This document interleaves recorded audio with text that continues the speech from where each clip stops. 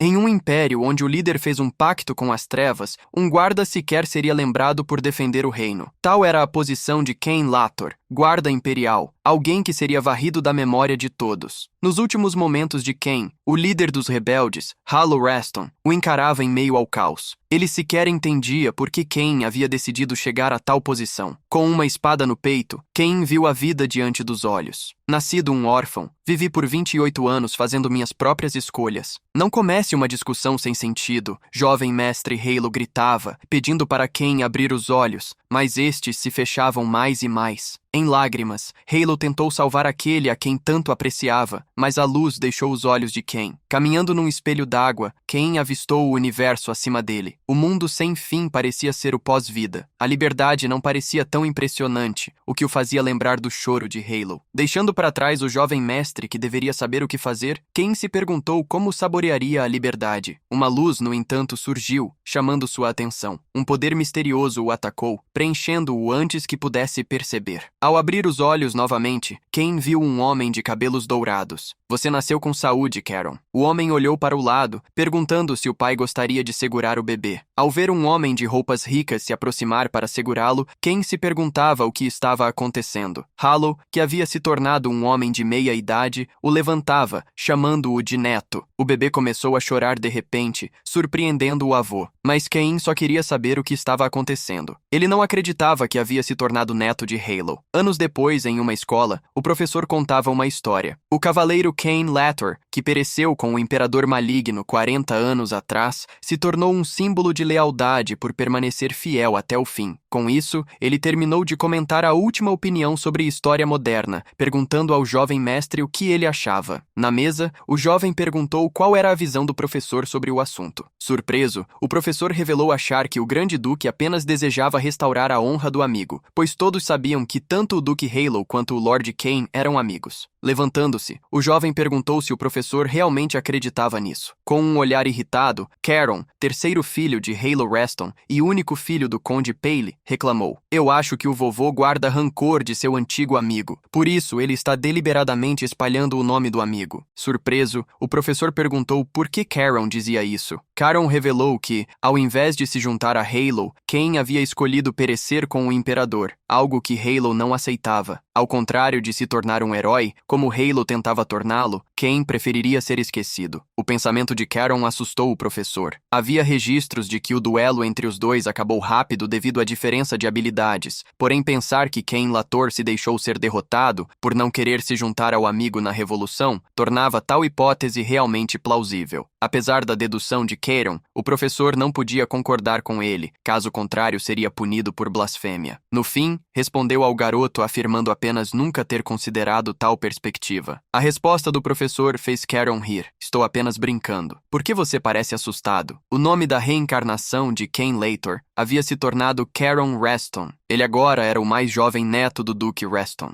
Levou tempo para ele se acostumar, principalmente por ser neto de Halo. Cain não acreditava que o bastardo o havia tornado um herói. Enquanto caminhava pela mansão, encontrou o novo pai rezando. Pale era o filho mais novo de Halo. Ao encontrá-lo, Caron limpou a garganta para chamar sua atenção. Pale perguntou se as aulas dele já haviam terminado, e confirmando, Caron quis saber se ele estava novamente rezando. Caron imaginava que Pale estava preocupado com a cerimônia de despertar. Pale se desculpou. "Como você sabe, diferente dos seus dois tios, eu nunca tive poderes mágicos. Por isso estou preocupado em passar tal tragédia a você." Colocando a mão no ombro de Pale, Caron o tranquilizou, lembrando-o de como era um ótimo pai. Pale ficou emocionado com as palavras de Caron e o abraçou. Ele não pôde deixar de apertar as bochechas do filho querido. Assim, rapidamente o levou para jantarem. Caron carregava uma pedra que jogava para cima enquanto pensava na cerimônia de despertar. Em sua vida passada, ele havia perguntado o que era tal coisa a Halo, que explicou ser um ritual da família para despertar o poder mágico inato. Enquanto descansavam após treinar espadas, Caron perguntou se o poder era algo com o qual se nascia, algo com o qual ele não se importava. Halo, no entanto, explicou que nem todos podiam despertar o poder e que, caso não o despertassem, não poderiam herdar a família. O que animava Halo era a lenda de que havia um poder secreto passado apenas ao chefe da família. Curioso, Ken havia perguntado se isso era como um tesouro. Vendo Ken fazer a pergunta, Halo quis saber se ele estava interessado, porém Ken desviou o olhar, dando uma meia resposta. Vendo o amigo agir de forma orgulhosa, Halo acabou rindo, o que o deixou irritado. Porém, Halo teve uma ideia. Quando eu me tornar o chefe da família, eu o ensinarei essa técnica especial. O ritual para despertar o poder mágico fazia Karen lembrar daquele dia do passado. Porém, revelando um poder misterioso, ele mostrou que Paylee não precisava se preocupar, pois o despertar da magia já havia sido feito muitos anos antes. No reino, havia uma grande estrutura movimentada. Dentro dela, um trem estacionava. Para muitos, era a primeira vez vendo tal locomotiva. A mãe de Karen revelou ao garoto que muitas das tecnologias usadas para construir o trem haviam sido criadas graças ao patrocínio de Pale. Apesar de Pale se sentir lisonjeado, ela insistia nos elogios. Karen reconhecia os feitos do pai e mostrava o quanto estava orgulhoso. Aquele homem não havia despertado magia, mas sozinho possuía 30% das finanças do Ducado Reston. Com uma mãe sempre boa e um pai devoto à família, Ken viu, nessa vida como Karen, pais perfeitos. O trem partiu rapidamente da estação e, ao deixar a cidade, ele se deparou com um céu nublado. Karen olhava pela janela as nuvens e notou algo. Dali, podia ver a propriedade principal da família Reston. Eles estavam indo para a grande fortaleza Mar Azul. Ele sabia que uma certa pessoa estava na fortaleza. Halo Reston, o antigo amigo de sua vida passada. Sorrindo maliciosamente, Karen se perguntou: "E daí que você me tornou uma grande figura da história?" Pale acordou de repente, surpreso com o poder que parecia surgir ao redor do filho. Deixando escapar seu olhar de malícia, Karen jurou internamente contra Halo: "Eu definitivamente me tornarei o oposto do que você quis me pintar. Eu garantirei que todos os seus esforços sejam em vão. Eu serei o pior lixo em Reston." Karen pedia para Halo esperá-lo, pois o precioso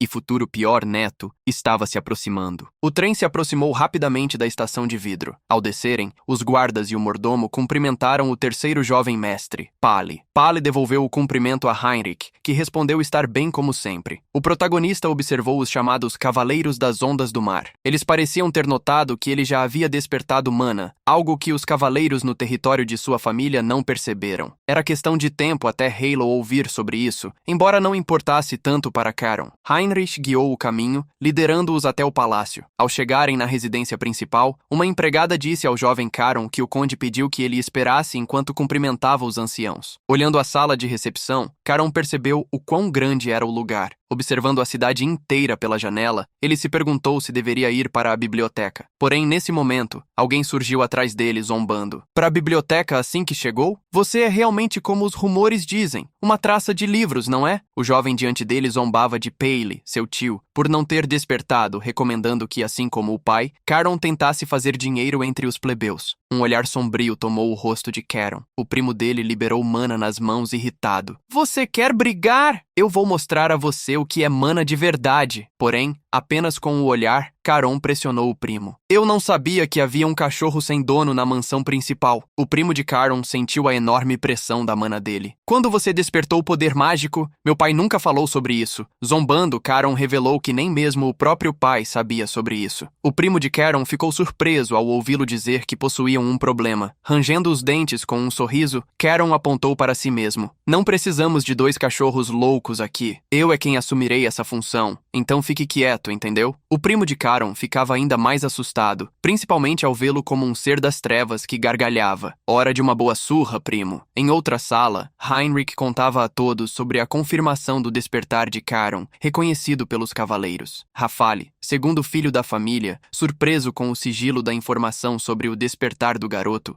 perguntou a Pali o que ele estava planejando. Cabisbaixo, Pal revelou que ele próprio não sabia. Thales, o primeiro filho, pediu que Rafale não criasse especulações, já que era normal Pale não notar o despertar do poder mágico do filho. Bufando, Rafale não deixou de zombar. Patético! De repente, um empregado entrou na sala, chamando o mordomo às pressas. Ele sequer sabia como explicar a situação, o que chamou a atenção dos 3 irmãos. Ele apenas disse 3 palavras. "O segundo jovem mestre." Tais palavras fizeram Rafal se levantar. Pale, rapidamente, ao entender o que havia acontecido, tentou afirmar que havia um mal-entendido. Porém, Rafale liberou sua mana, correndo para checar a situação. Seu olhar era de fúria. Ele encontrou o filho desmaiado no sofá diante de Karen. Karen, Caron, ao ver o tio, se curvou levemente para cumprimentá-lo. Rafale, no entanto, o agarrou. Como esse moleque sem modo se atreve? O que você pensa que estava fazendo? Enquanto Pele corria para ajudar o filho, Caron apenas respondeu. O primo Léo insultou meu pai. Se fosse contra o seu pai, você apenas ficaria parado, tio. Irritado, Rafale gritou, afirmando que ele estava falando bobagens. Pele tentou parar o irmão, porém a mana dele era opressora. Cale a boca, Pele. Isso só está acontecendo porque você não soube criá-lo. Antes que a situação piorasse, o mordomo os interrompeu. Tranquilamente,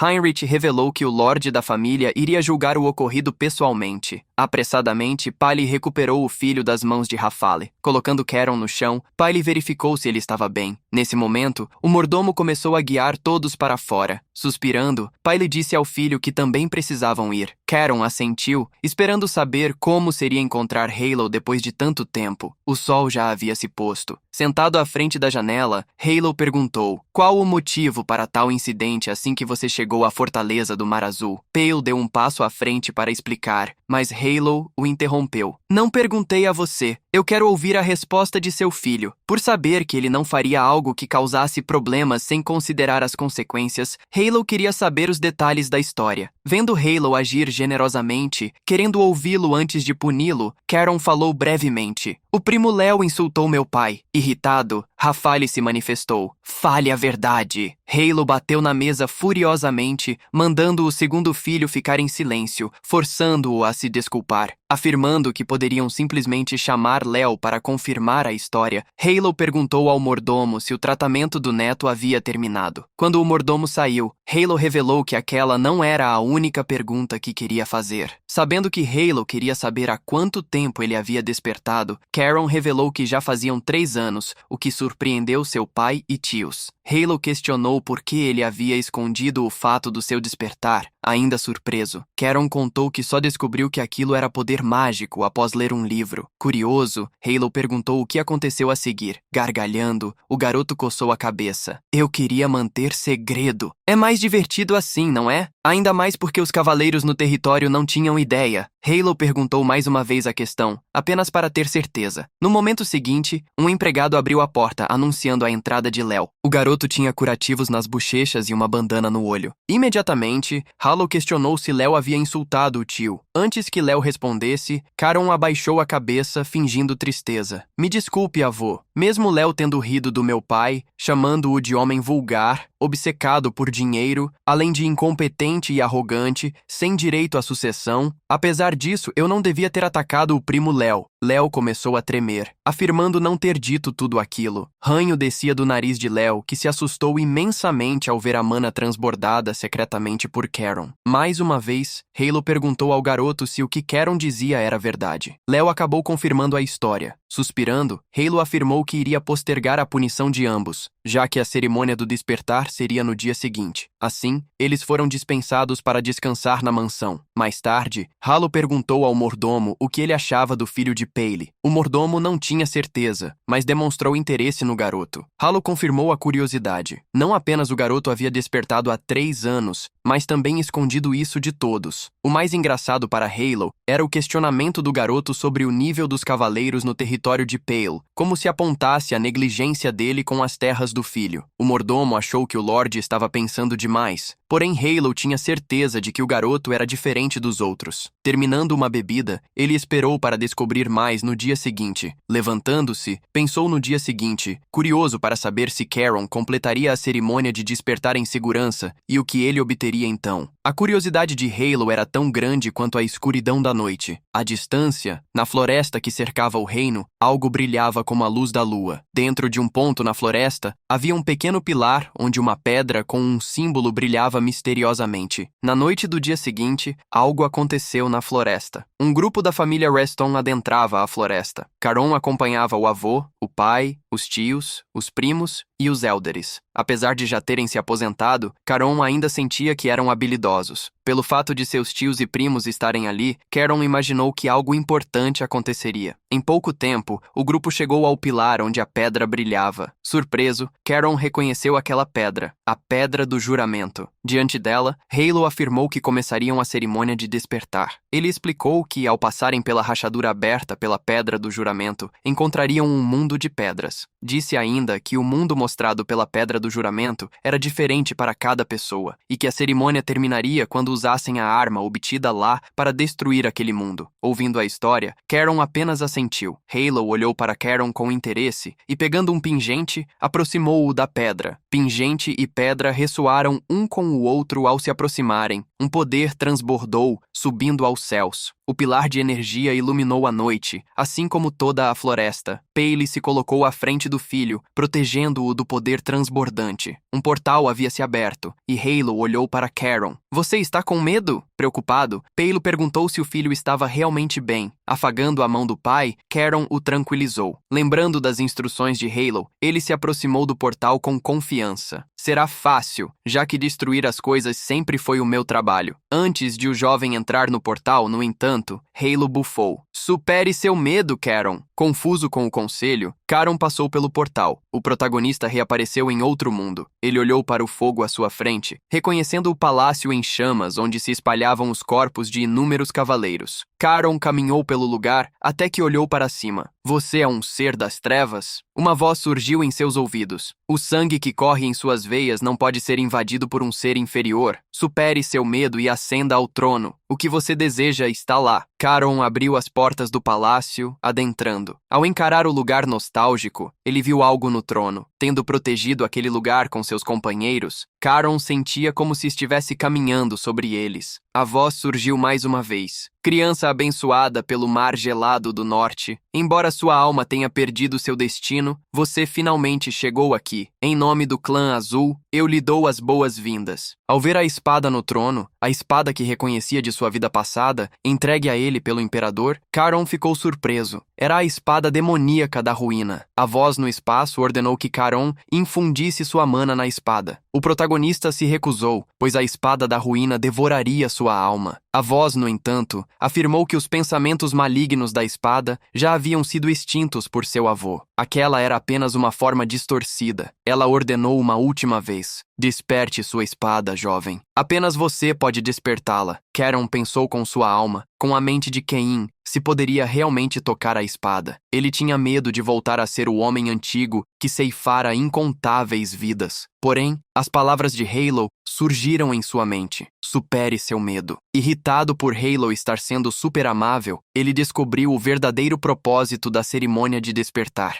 fazer com que os herdeiros da família superassem seus medos. Caron então tocou a espada e a segurou firmemente. Nos olhos do garoto, a energia da espada surgiu. Caron sentiu o mar o envolver, a claridade azul o cercando. Diante dele estava a espada da ruína, que purificava suas sombras. A voz do mundo do juramento não sabia por que a espada havia encontrado o jovem daquela forma. A espada era originalmente a espada do progenitor, Rael. A espada que Halo tomou também era a espada do progenitor, mas diferente da dele, a razão pela qual aquela espada não estava nos textos históricos era porque possuía uma natureza diferente da família. Tentando dominar a espada, Caron rangia os dentes ferozmente em uma disputa de energias. De olhos fechados, ele questionou a voz do juramento sobre o que estava acontecendo. A voz mandou que ele aguentasse, pois a mana dentro da espada estava sendo gravada em seu corpo. Caron sentia a mana em seu corpo se tornar intensa, um efeito incrível proporcionado pela espada. Assim que a espada cessou, ele pôde perceber o quão incrível era a mana azul. Curioso, ele perguntou o verdadeiro nome da espada. A voz revelou que a espada, que havia eliminado inúmeros seres das trevas e tomado seus poderes, era a espada que todos temiam. Sua existência havia sido apagada das memórias. A espada nascida do mar profundo da morte, um lugar completamente sombrio, se chamava Guilhotina, a espada da execução. Aprendendo o verdadeiro nome da espada, Caron murmurou para si mesmo. A voz comentou: "Essa espada, repleta de escuridão, combina com seu destino, garoto." Curioso, Caron perguntou à voz quem ela realmente era. Por ser parte do clã azul, Caron imaginou que poderia ser o guardião da família, o dragão azul. A voz, no entanto, afirmou que ele ainda não tinha o poder para ouvir seu verdadeiro nome, mas que, quando o obtivesse, poderia encontrá-lo no Mar do Norte. Curioso, Caron perguntou como deixaria aquele mundo. A voz respondeu, questionando: "Você já não deveria saber?" Caron ficou surpreso, já que a resposta era tão direta. Erguendo a espada, ele a brandiu para a frente. Na floresta, todos esperavam por Caron. Halo pediu que Pale não se preocupasse tanto. Ele sabia que era difícil para o homem ver o filho caminhar por um caminho que ele próprio não havia trilhado. Porém, avisou a Pali que esse era mais um motivo pelo qual ele deveria se recompor. De repente, a pedra do juramento começou a tremer. Todos ficaram surpresos e Léo gritou: "A pedra do juramento está quebrando!" Halo ficou surpreso ao ouvir o neto. A pedra havia se partido e uma energia opressora foi liberada. Halo sequer sabia o que estava acontecendo. Segurando uma espada, Caron reapareceu na floresta após atravessar o portal. "Eu realmente voltei?" Com um olhar envergonhado, ele perguntou onde a pedra do juramento havia parado. Com expressões diversas, todos o encararam. Surpreso, Caron perguntou se a pedra do juramento havia quebrado. Pale colocou as mãos na cabeça, preocupado, perguntando o que o filho havia feito. Caron coçava a cabeça, sem saber o que dizer ao avô. Halo tremeu em surpresa ao olhar para o neto. Ele encarava a espada que Caron segurava. Reconheceu a guilhotina, a espada do ancestral Rael, a espada cuja história fora apagada, transmitida apenas oralmente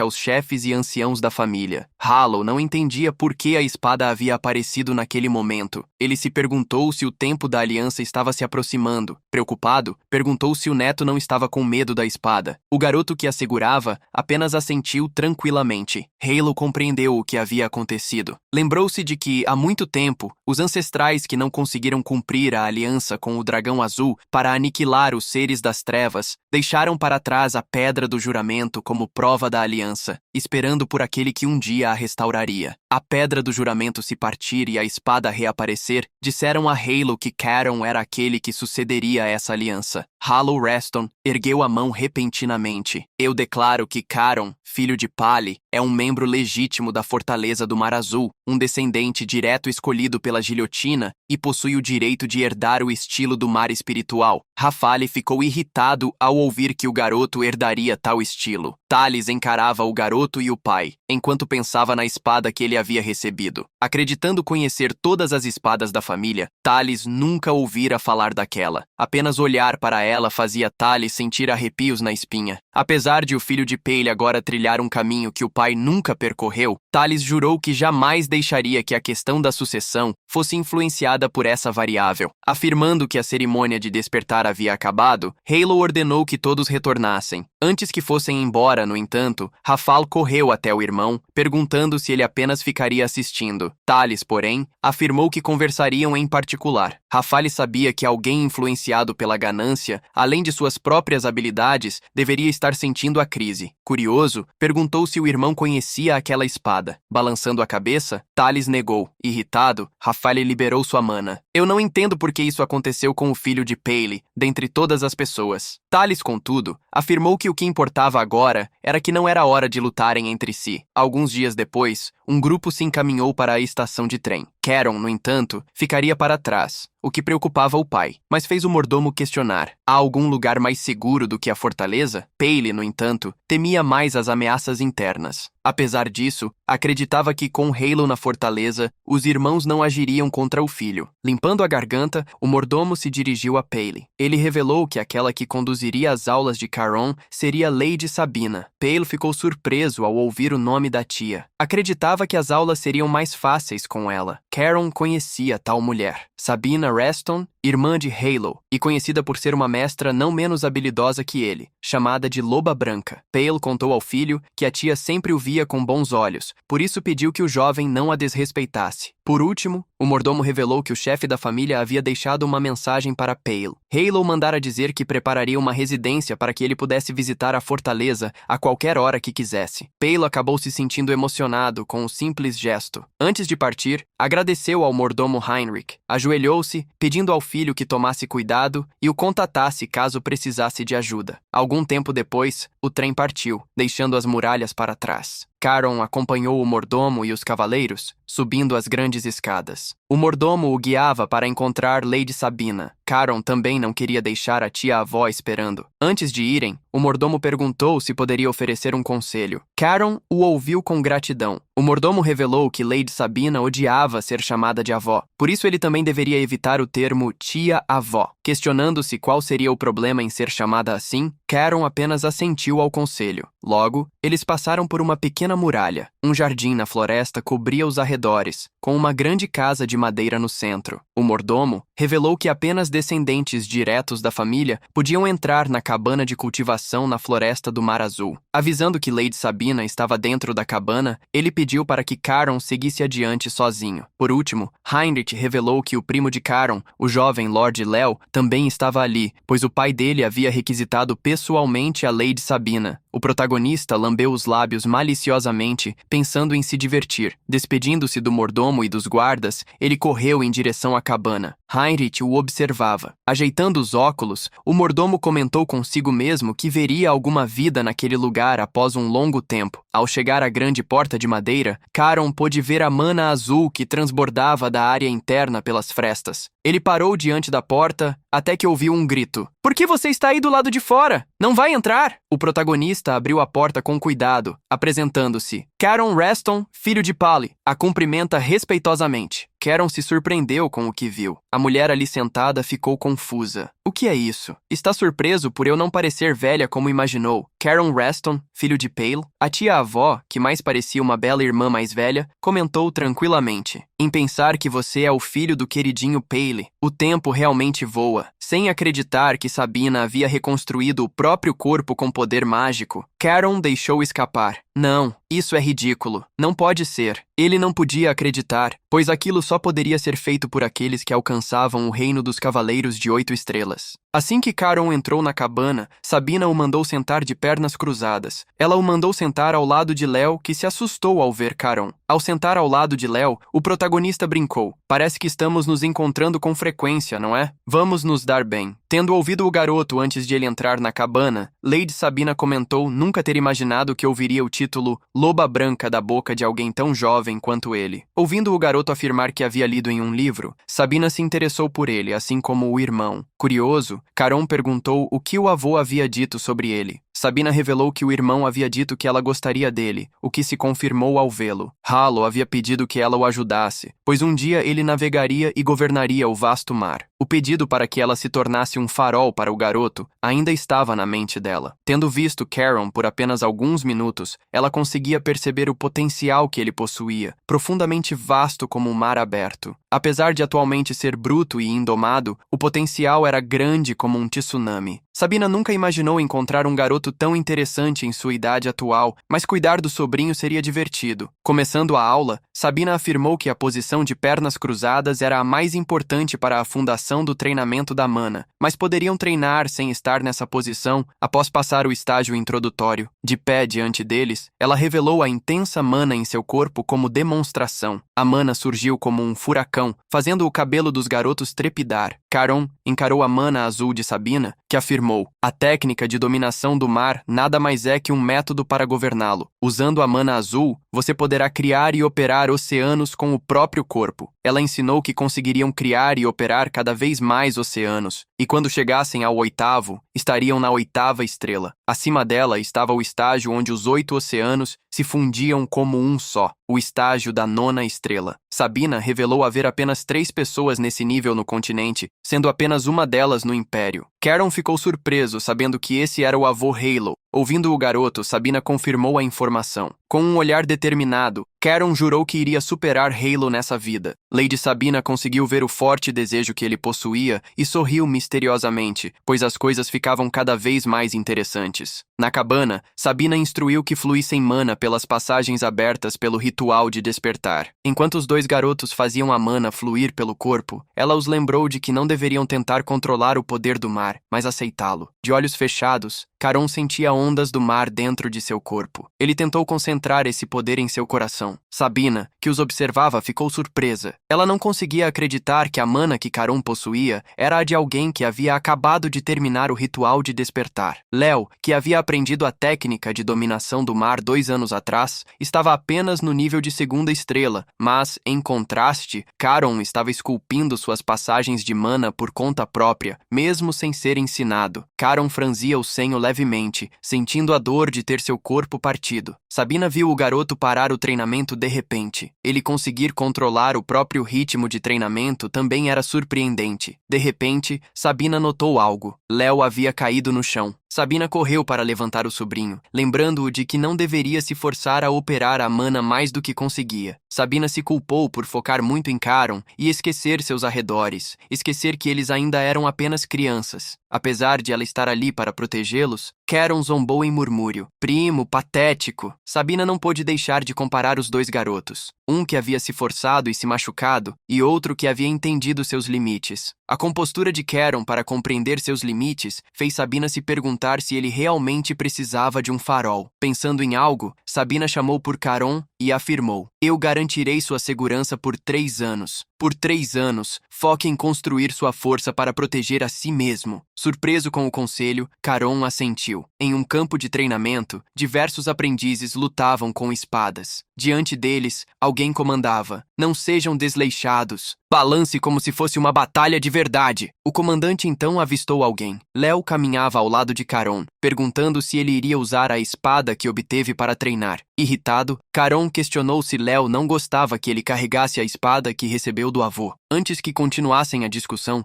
o comandante se aproximou, dando as boas-vindas aos dois. Sir Zeras Winterguard, comandante dos Cavaleiros Lobos do Norte, se apresentou, afirmando que estaria a cargo do treinamento de Caron. Afirmando ser um prazer conhecê-lo, Caron conseguia dizer apenas olhando que Zeras era um mestre de 8 estrelas. Embora pudesse parecer rude, Zeras afirmou que não chamaria o jovem de neto do duque, não até ser reconhecido pelos Cavaleiros Lobos Azuis. Caron não se importou, afirmando assim ser mais confortável. Ouvindo o garoto ser humilde e sabendo que era uma tradição da família Reston obter respeito através das habilidades, Zeras achou tal reação interessante, já que a maioria mostraria abertamente seu desprazer. Zeras acabou olhando para Léo, uma dessas pessoas mesquinhas. Apenas olhando para Caron, Zeras se perguntou se o futuro sucessor finalmente havia aparecido. Ao sentir como se mais uma pessoa o acreditasse como futuro chefe da família, Caron sorriu maliciosamente irritado. O sorriso dele assustou tanto Zeras quanto Léo, que já havia provado de sua fúria. Tremendo, Zeras se corrigiu internamente. Será que alguém ainda pior apareceu? Um canalha maior que Léo? 3 anos se passaram rapidamente. Na sala do Lord Halo, ele e a irmã tomavam uma bebida. Embora ele preferisse que Sabina não bebesse do licor dele. Sabina não queria ouvir algo tão ingrato quando havia gasto 3 anos da vida dela ensinando o neto de Halo. Bebendo do licor,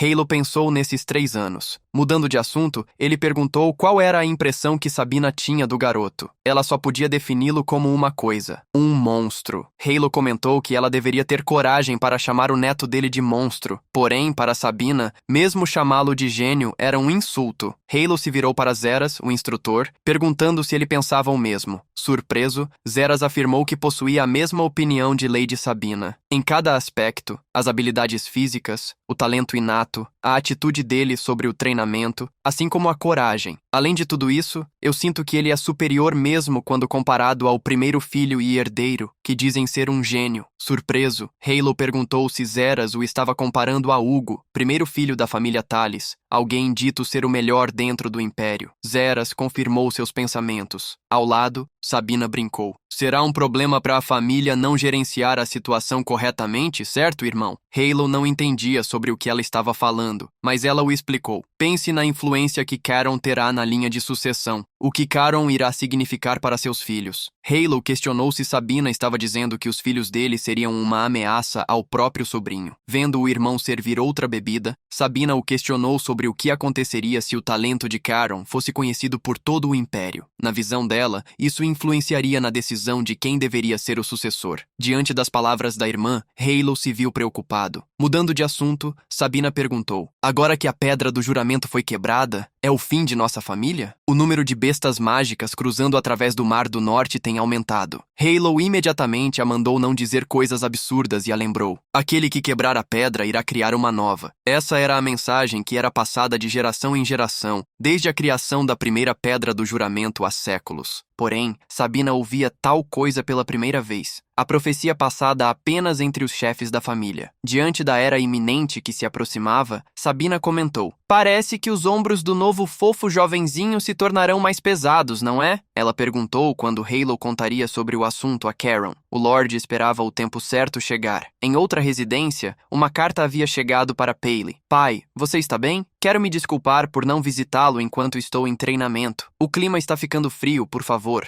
Vista roupas quentes. Recentemente, masterizei a quarta postura do estilo Jehai e a quarta forma da esgrima Haerang. Como você instruiu, tentei meu melhor para me dar bem com os outros. E estou tomando conta especialmente do primo Léo. Por último, Karen pediu um favor na carta. Minha mesada acabou, então você poderia me enviar um pouco mais de dinheiro?" Sorrindo sem jeito, Paley terminou de ler a carta do filho. Guardando a carta, ele comentou com Heinrich como havia ficado ansioso ao deixar o filho na Fortaleza Mar Azul 3 anos atrás. Ele estava surpreso com o quanto Karen se adaptou bem. Heinrich não deixou de comentar como a fortaleza deixou de ser calma graças ao jovem. Suspirando, Paley lembrou como havia dito muitas vezes ao filho que não era bom se destacar. No entanto, para o mordomo, uma joia sempre brilharia. Mudando de assunto, Heinrich revelou que a situação poderia mudar dali em diante. Informações sobre Karen poderiam começar a vazar. Preocupado, Paley perguntou se Karen seria designado para uma missão em breve. Heinrich confirmou, revelando que ele acompanharia os Lobos Azuis. Paley se preocupava com uma coisa: o fato de os irmãos não gostarem da influência de Karen crescer na fortaleza. Sobre isso, o mordomo só podia dizer uma coisa: Lady Sabina gosta muito de Lord Karen. Paley achava normal, já que Karen era sobrinho dela. Ele lembrou como Karen havia dito nas cartas dos últimos 3 anos sobre a tia. Mas agora, ouvindo de Heinrich, ele ficava mais assegurado. Satisfeito, Paley sentiu que a mesada que enviava mensalmente estava sendo bem gasta. Vendo como Paley fazia até mesmo piadas, Heinrich também ficou tranquilo. Uma nova preocupação surgiu para Paley ao lembrar que Sabina também deixaria a fortaleza. Porém,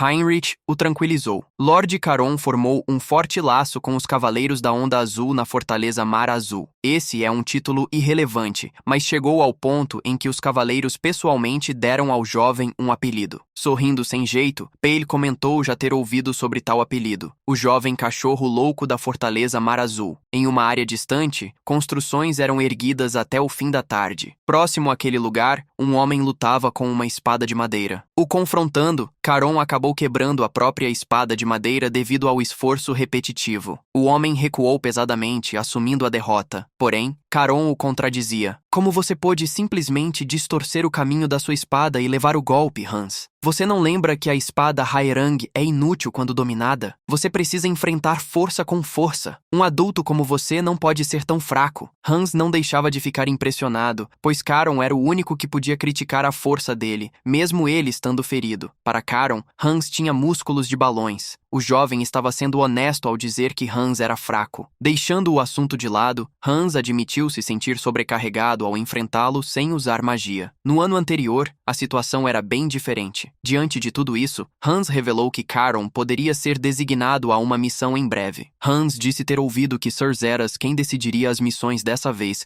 em vez do chefe da família na capital. Embora Hans estivesse preocupado com o jovem ser enviado para as regiões onde feras estavam aparecendo com mais frequência, Caron gritava animadamente para Léo: "Irmão, você ouviu isso? Vamos ser enviados para uma missão!" Léo, no entanto, não queria ir para a mesma missão que Caron. Chateado, ele acabou perdendo o foco e foi repreendido por quem o treinava. Voltando ao foco, Léo tentou afirmar para si mesmo que, quando completasse a missão, seus pais iriam elogiá-lo. Na casa de Paley, ele revelou o motivo para chamar Heinrich: a carta enviada por Caron. Ele segurou uma bolsinha de pano, perguntando se o mordomo gostaria de ver o que havia dentro. Enquanto Heinrich pegava a bolsa, Paley revelou sua origem. Os inspetores do feudo a descobriram na carroça de um comerciante vindo da baronia de Belos. Assim que abriu a bolsa, a luva do mordomo se tornou azul turquesa ao entrar em contato com o pó ali dentro. Paley confirmou a surpresa de Heinrich. Havia narcóticos ali. Seria necessário investigar o baronato de Belos. Aferindo o cheiro da substância,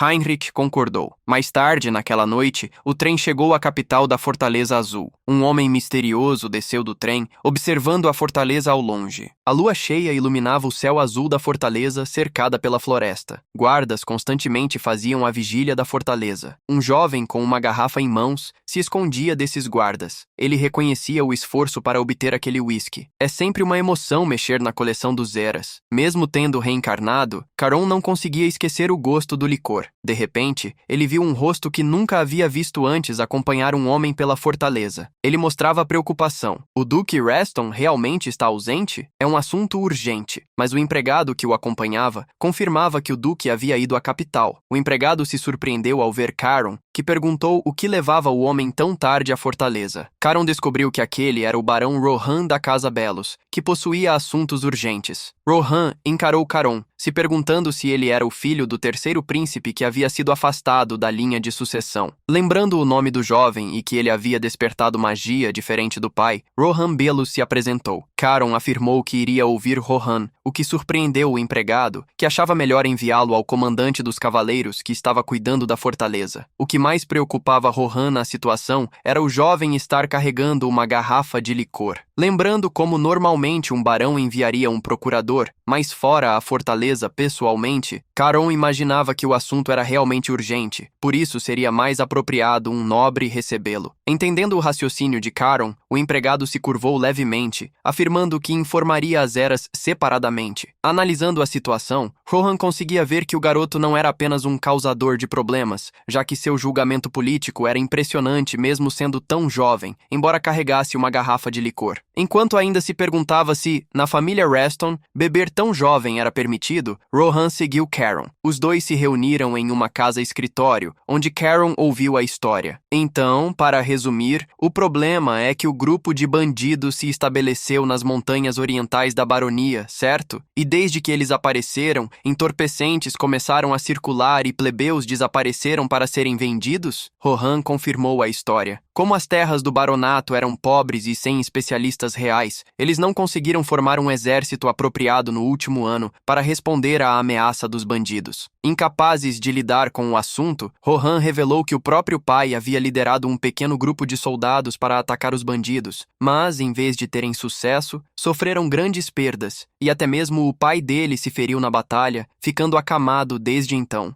Ele se culpava por ser incompetente. De repente, Caron colocou a garrafa de licor sobre a mesa. Com uma voz profunda, ele bravejou. Bastardos assim merecem ser varridos do reino. Com calma, Caron afirmou haver algo que não entendia. Mesmo com um poder militar fraco, bandidos não deveriam conseguir lidar com um exército comum. Mesmo não tendo informações confirmadas, Rohan revelou suspeitarem que eles eram desertores do Reino do Sul, que estava em guerra. O protagonista analisou a situação. Sem espaço no norte, seria normal que um exército fugitivo criasse problemas na ordem pública onde quer que aparecesse. Para Caron, a teoria de os bandidos serem desertores era a mais plausível. Mudando de assunto, Caron segurou a garrafa de licor. O clima não está muito bom. Gostaria de um drink? Enchendo o copo, Caron revelou que, embora Rohan não soubesse, o baronato ficava próximo ao território onde o pai dele residia. Essa era uma situação que ele não podia ignorar. Ouvindo o jovem afirmar que gostaria de ajudar pessoalmente, Rohan agradeceu, aceitando o licor. Assim que ele tomou um gole, o garoto o alertou. Esse licor foi tirado da coleção de Sir Zeras, então mantenha o segredo. Rohan se assustou quando o próprio Zeras apareceu na porta. Não concordamos que você pararia de tocar nos meus licores? Rohan se levantou apressadamente, se desculpando. Porém, Zeras não o culpou, já que ele não poderia saber sobre a origem do licor. Mudando de assunto, Zeras comentou sobre o problema dos bandidos. Rohan confirmou o problema, afirmando ser esse o motivo para a visita à fortaleza para pedir reforços. Enquanto pensava em como ajudar, Zeras lembrou de Caron bebendo e tomou o copo da mão dele. Ele também se desculpou com o barão por mostrar tal descortesia. Zeras tranquilizou o barão, afirmando que a fortaleza não viraria as costas a um velho companheiro em problemas. Isso deixou Rohan mais aliviado. Assim, Zeras anunciou que em breve organizaria tropas para despachá-las ao baronato Belos. No momento em que Zeras anunciou o que fariam, Caron pediu: Sir Zeras, deixe-me ir. Zeras não queria correr o risco, no entanto. A conversa entre os dois surpreendeu Rohan, pois o jovem não parecia ter mais que 13 anos. Zeras reconhecia que ele havia alcançado o reino da terceira estrela em 3 anos, mas o lembrou de que uma batalha real era um mundo completamente diferente. Com um olhar de pesar, Caron alertou que superproteção não era bom. Porém, Zeras não queria enviá-lo para correr o risco de lutar contra inimigos cujo tamanho, força e base eram desconhecidos. Como esse era o pensamento, Caron perguntou: E se eu fizer uma oferta que você não consiga recusar? Tanto Zeras quanto Rohan ficaram curiosos. No dia seguinte, Léo não conseguia entender por que havia sido chamado. Caron o tentava animar, já que era a primeira missão deles. Zeras sentia que havia sido enganado. Ele não conseguia entender como Caron havia colocado Lady Sabina na situação. Vendo a Lady que amava estar com os sobrinhos fofos, Zeras achou que poderia ser uma boa oportunidade de eles terem uma guardiã confiável os acompanhando. Vendo como Lady Sabina havia concordado em permitir que Léo fosse à missão, Zeras acreditou que ela também estava satisfeita com o resultado do treinamento dele. Mesmo vendo que apenas Lady Sabina, a Imperatriz Branca, estaria a cargo da situação, Rohan se perguntou se estaria bem ela ir com apenas os 2 garotos. Ele tinha medo de precisar ficar responsável caso algo acontecesse aos netos do Duque Halo. Vendo o medo do barão, Zeras o tranquilizou. Ele afirmou que, com Lady Sabina junto aos garotos, nada aconteceria com eles. Ao ouvir Zeras, Sabina o corrigiu. A menos que os garotos corram um sério perigo de vida, eu não planejo intervir. Tanto Rohan Belus quanto o próprio Léo se assustaram ao ouvir Lady Sabina. Mesmo sabendo que Sabina confiava nos garotos, Zeras achava que era demais o julgamento dela. Sabina, no entanto, revelou que havia uma razão para não querer intervir. Suspirando, Zeras assentiu, compreendendo a vontade dela. Com o tempo para que partissem se aproximando, Zeras mandou que entrassem no trem. Léo rangia os dentes com certo medo. Vendo o nervosismo do garoto, Sabina o tranquilizou. Sentir nervosismo é normal, mas pense nisso como a chance de provar que o trabalho duro dos últimos 3 anos valeu a pena. Uma chance de ser reconhecido como membro dos Lobos Azuis. O jovem ficou surpreso com a instrução de Sabina, mas logo assentiu. Zombando, Caron perguntou: Você sempre precisa de alguém o incentivando, irmão? Ao entrarem no trem, Caron guiou o primo para acharem seus lugares. Cabisbaixo, Léo sentia a pressão. O momento em que ele precisaria se provar estava chegando. A estação de trem anunciou. O trem mágico partindo da Fortaleza Mar Azul em direção ao Baronato Belos está partindo. Logo, o trem deixou a fortaleza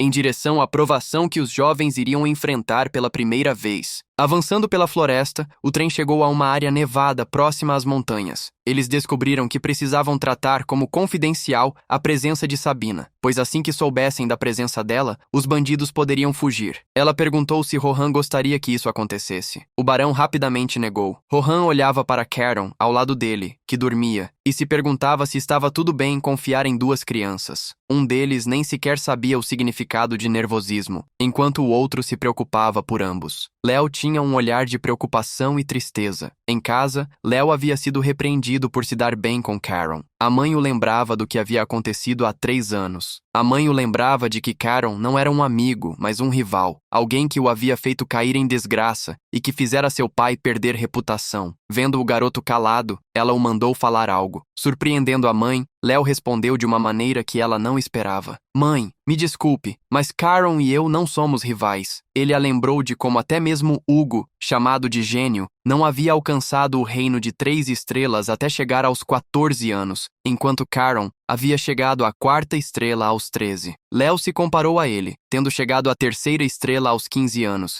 e via a diferença entre ambos. Apesar de tratar Caron como um objetivo, Léo não podia se chamar de rival para ele. Irritada, a mãe de Léo zombou do próprio filho pelo complexo de inferioridade. Porém, ele negou ter tal coisa. A própria existência de Caron é a força motriz que me impulsiona a trabalhar mais e mais por conta própria. A mãe de Léo suspirou. Para ela, o filho encarava as árvores, mas não via a floresta ao redor delas. De repente, Léo acordou ao ouvir Sabina o chamar. Ela o questionava se era tão difícil se livrar do nervosismo. Léo acabou não negando. Sabina entendia que era a primeira missão dele, porém pedia que ele se controlasse um pouco mais. Ela apontou para Caron, lembrando a Léo como o primo era alguém que até mesmo o venderia para se salvar, enquanto ele pensava demais. Sabina afirmou que ele não precisaria duvidar de si mesmo. Eu sei melhor que ninguém que você trabalhou duro nos últimos 3 anos. Até porque eu fui aquela que o treinou, certo? Léo acabou se recuperando mesmo que um pouco. Sim, mestra. A essa hora, o trem estava a 20 minutos do território do Barão Belos. Levantando-se, Sabina afirmou que para a missão iriam para endereços diferentes. Curioso, Rohan perguntou onde a Imperatriz Branca iria. Abrindo a janela, ela afirmou que não poderia aparecer no baronato para o assunto não se espalhar. Vendo a Imperatriz querer pular do trem em movimento, Rohan ficou chocado. Antes de pular, Sabina o mandou chamá-la de Lady Savina dali em diante. Lembrando-o de que os sobrinhos dela estariam com ele, Sabina mandou Rohan não se preocupar demais. Rohan e Léo ficaram chocados quando Sabina realmente pulou do trem.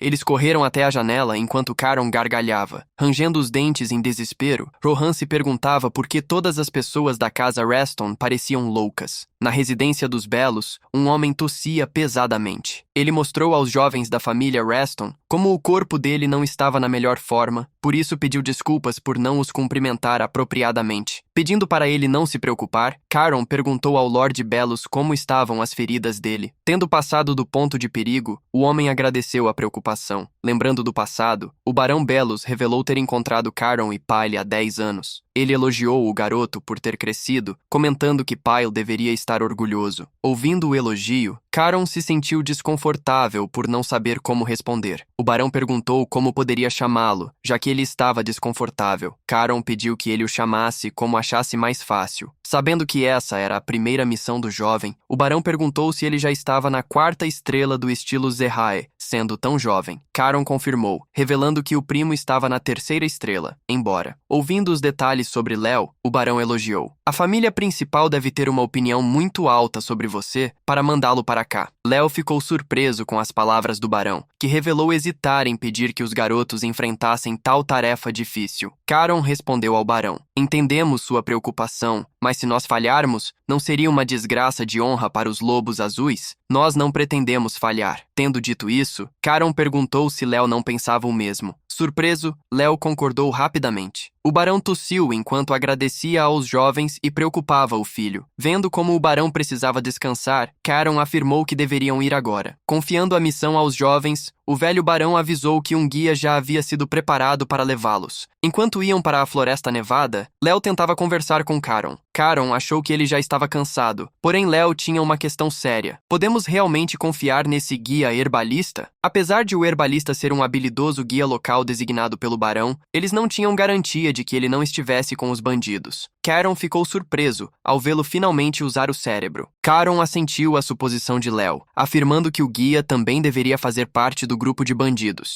Léo perguntou como ele poderia saber disso. O protagonista revelou como: por causa da conversa que tive com o jovem barão quando chegamos à estação. Quando esteve sozinho com Rohan, Caron perguntou como ele planejava encontrar o esconderijo dos bandidos. Rohan falou que usariam um traidor de dentro do reino. Caron fingiu achar aquilo uma excelente ideia. Ouvindo a essência da história, Léo questionou o primo sobre o motivo de não revelar isso a ele antes. Caron lembrou como Léo esteve preocupado e nervoso o dia todo, sem tempo para conversar sobre nada. Léo não conseguia entender como o barão teve coragem de deixá-los com um traidor. O próprio fato de o traidor não ter sido punido já mostrava a situação. Caron comentou com o primo que isso mostrava o desespero do barão. Eles estavam sendo tratados como iscas agora. Filhos de nobres caminhando pelas vizinhanças de um baronato era uma configuração de armadilha perfeita. Enquanto caminhavam para as profundezas da floresta congelada, Caron comentou: parece que eles estão prontos para nos cercar. Em um instante, diversos bandidos surgiram diante do guia. O líder dos bandidos entregou uma bolsa de dinheiro para o guia. Bom trabalho, Sven. Como eles são nobres, adicionarei um pouco mais. Um careca no grupo apontou para os garotos, comentando que eles não pareciam querer segui-los pacificamente. Enquanto Léo tremia de nervosismo, Caron colocava a mão no cabo da espada. Um sorriso malicioso e intimidador surgiu com uma voz penetrante. Vermes como vocês se atrevem a espalhar narcóticos nos domínios do meu pai? No Baronado Belos, Um tossido evidente era ouvido na residência principal. Rohan perguntou ao pai se ele estava bem, e o velho o tranquilizou em resposta. Rohan passou um copo com água para o pai. Enquanto esperava que ele bebesse, o jovem barão perguntou: Pai, você acha que os 2 jovens duques vão ficar bem? O fato de terem enviado 2 garotos para a floresta sem informações concretas sobre o bandido mostrava ao barão que a fortaleza confiava nas habilidades deles. O barão, no entanto, não pôde deixar de comentar que o jovem chamado Caron o lembrava do Duque Halo quando jovem, não apenas na aparência, mas também na confiança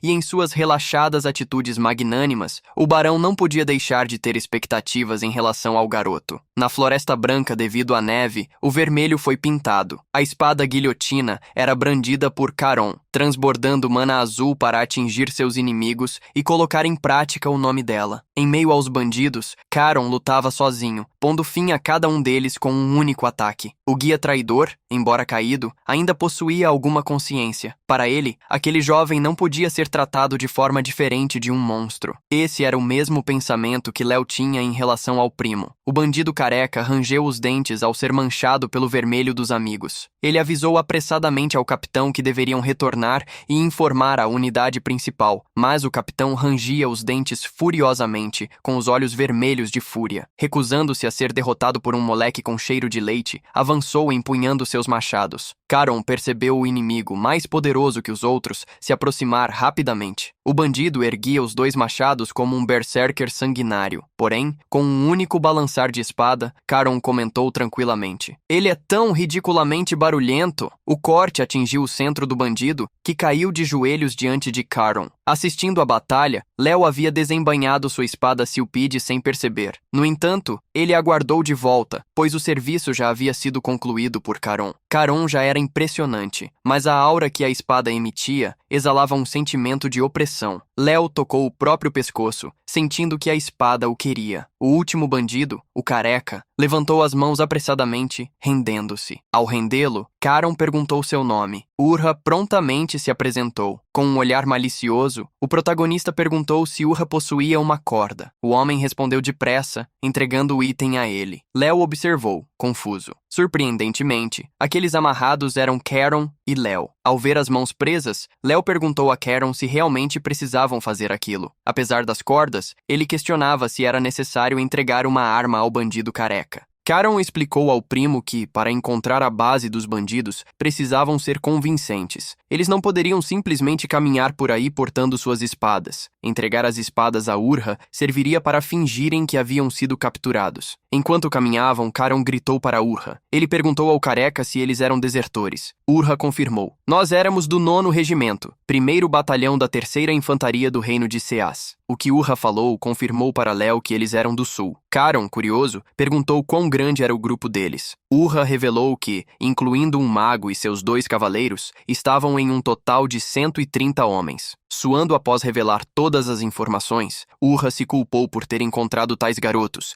que pareciam apenas nobres comuns. O garoto de olhos azuis, especialmente, fazia o coração de Urra bater mais rápido devido ao medo. Léo perguntou, dessa vez, por que haviam vindo para uma região remota do norte entre todos os lugares. Urra revelou que o comandante havia prometido que conseguiriam fazer dinheiro suficiente para viverem bem. O fato de o comandante de uma mera unidade de infantaria estar pessoalmente acompanhado por um mago de alto nível chamava a atenção, principalmente porque inúmeros homens que deveriam estar fazendo dinheiro como bandidos se encontravam no baronato falido de Belus, entre todos os lugares. Para Caron, isso tudo não fazia sentido. Ao chegarem em uma área, Urra parou, avisando aos garotos que estavam próximos do acampamento. Caron, no entanto, queria ter certeza com os próprios olhos. Fazendo a proteção do acampamento, um bandido viu Urra voltar. Da torre de vigia, ele gritou: "Você trouxe convidados, Urra?" O careca prontamente o mandou calar a boca. Porém, o homem na torre perguntou onde estavam os outros. Ao lado dele, outro questionou de quem eram as espadas que Urra carregava. Com voz irritada, Urra respondeu: "Vocês não estão vendo? Eu capturei esses moleques nobres. Não olhem para eles, porque são meus. O resto dos companheiros está perseguindo os guardas que estavam com eles e conseguiram fugir." Com Com o pedido de Urha, um dos guardas na torre de vigia mandou abrir os portões. Quando Urha entrou pelas muralhas de madeira, alguns companheiros perguntaram se ele estaria feliz por ser elogiado pelo chefe pela primeira vez. Outros, no canto, reclamavam, afirmando que Urha poderia ter trazido os moleques para o acampamento mais tarde. Já irritado com a situação, Urha continuava mandando que se calassem. Enquanto isso, Caron o seguia, observando os arredores. Caron sentia a calma em Urha, mas acima disso, sentia um grande poder surgir de algum canto. Urha, de repente, começou a se arrepiar enquanto suava. Caron percebeu que a própria espada guilhotina estava reagindo. Léo se aproximou do primo. Mais adiante, eles conseguiram ver corvos presos a postes de madeira. Surpresos ao vê-los, ficaram ainda mais chocados ao perceber que, no meio dos postes, havia um círculo mágico vermelho que utilizava os sacrifícios para a conjuração de magia negra. Do círculo mágico, uma energia sombria começava a se erguer. Caron mandou apressadamente que Urha cortasse as cordas e lhe entregasse a espada. Segurando a guilhotina, o protagonista ordenou que Léo pegasse a própria espada. Caron sabia que precisariam delas muito em breve. Antes que Léo pudesse entender o que Caron dizia, esqueletos surgiram, invocados do círculo mágico. Urha se assustou ao ver os monstros. Pelo menos uma dezena de esqueletos com espadas e escudos emergiu do círculo mágico. Uma voz ecoou gargalhando. Os convidados foram ao círculo mágico por si próprios? Que bênção! Nas casas ao redor, diversos homens com arcos e flechas apontaram para Caron e Léo. Em meio a eles estava o capitão, que olhava para os jovens nobres com desprezo. Caron observou em volta, mas não havia sinal do mago das trevas. Ele provavelmente estava escondido enquanto mantinha a conjuração. Repentinamente, Caron ergueu a espada, apontando para Urha. Se vocês nos atacarem, eu atacarei ele também. Está tudo bem com isso? Caron comandava as ações, assustando Léo ao ver que ele havia abandonado completamente a honra dos nobres. Diante da ameaça, o líder dos bandidos ficou em silêncio, surpreso por ver um nobre usando um refém, quando deveria ser o mais honrado entre todos. Caron pressionou levemente a espada contra Urha e perguntou aos bandidos se precisavam mesmo ser honrados. Perdendo a discussão, o líder dos bandidos mudou o tom da conversa. Você é divertido, mas está errado. Um refém sem valor não serve pra nada. Esse careca não vale nada. Faça o que quiser com ele. Urha ficou surpreso com o grito do chefe. Vendo como Urha era inútil, Caron o amaldiçoou, fazendo-o se desculpar. Cercados, Léo perguntou a Caron se ele tinha um plano. Sorrindo, o protagonista confirmou e revelou: tudo o que precisamos fazer é derrubar o comandante deles. Ao ver a mana azul, o líder dos bandidos ficou surpreso. Caron fez um pedido a Léo. Primo, deixo os esqueletos para você. Léo não entendeu o pedido, mas ao ver Caron transbordar mana azul com violência, percebeu que ele queria derrotar o comandante dos bandidos pessoalmente. Como o fluxo de um rio, Caron avançou. Léo gritou por ele, mas um esqueleto o atacava. Reagindo rapidamente, Léo bloqueou o machado do inimigo enquanto se perguntava o que o primo estava fazendo. Ele não acreditava que conseguiria lidar sozinho com tantos soldados esqueletos. Vendo o garoto avançar, o líder dos bandidos ordenou que os arqueiros atirassem. Porém, Caron já estava perto demais. Ativando o terceiro estilo da espada Haerang, um corte em forma de onda atingiu os arqueiros ao lado do capitão, fazendo-os derrubar seus arcos e os próprios braços. Caron saltou em direção ao capitão, que o amaldiçoava. Incomodado com o barulho do bandido, Caron brandiu a espada. O corte surgiu como uma onda afiada, rasgando a luva do inimigo. O homem caiu de joelhos no chão, gritando de dor. Caron o alertou, afirmando que deveria ter atacado mais cedo. Lembrando que a fortaleza do Mar Azul não tinha força para enfrentar outros territórios, o bandido perguntou por que eles estavam ali. Caron não se importou em esconder. O baronato está próximo ao território do meu pai. Mas não se preocupe, você vai viver. Será levado para a fortaleza. De onde estava, Caron viu Léo lidando bem com os esqueletos e o elogiou. A espada das ondas do mar de Léo esmagava os esqueletos diante dos olhos de Caron. De repente, o líder dos bandidos zombou. Vocês acham que vão sair daqui em segurança? Bufando, Caron perguntou o nome dele. O bandido revelou ser Michael Knox. Assim que ouviu o nome, Caron o atacou no joelho para impedi-lo de andar. Michael gritou de dor, o que fez os arqueiros que miravam em Caron puxarem ainda mais as cordas dos arcos. Caron gargalhou, empurrando a espada. ordene que seus homens abaixem os arcos. Michael obedeceu apressadamente, tomado pelo medo do garoto. Ele não conseguia acreditar que havia perdido para 2 garotos, mas esperava a chegada de outras pessoas, algumas com as quais eles não seriam capazes de lidar, mesmo sendo membros da casa Reston. Karen, porém, conseguia ver no olhar de Michael que ele estava planejando algo. Sabia que o bandido contava com o mago que havia invocado os esqueletos. Zombando, Karen perguntou se ele achava mesmo que Reston enviaria apenas 2 crianças. Assim que Léo derrotou os esqueletos, uma explosão ecoou na entrada do acampamento. O portão havia sido derrubado. Entrando no acampamento, uma mulher carregava alguém pelos cabelos. Sabina trazia o mago capturado, ou pelo menos, a cabeça dele. Assim que entrou no acampamento, Sabina chamou por Karen e Léo. Vocês perderam a mais crucial evidência. Vocês falharam na missão. Irritado, Karen descontou em Michael com um chute. Ao arremessar Michael pelas escadas, perguntou a Sabina se ela havia gostado do método que usou. Sabina deu-lhes crédito pela estratégia para entrar no acampamento. A inteligência combinava com alguém da casa Reston, porém lembrou que retiraria alguns pontos por terem pensado em usar um refém. Enquanto o que restava do mago e Michael se encontravam, Karen se aproximou, sendo questionado por Sabina sobre o motivo de ter escolhido usar uma trama de reféns. O protagonista revelou querer atacar onde menos esperavam.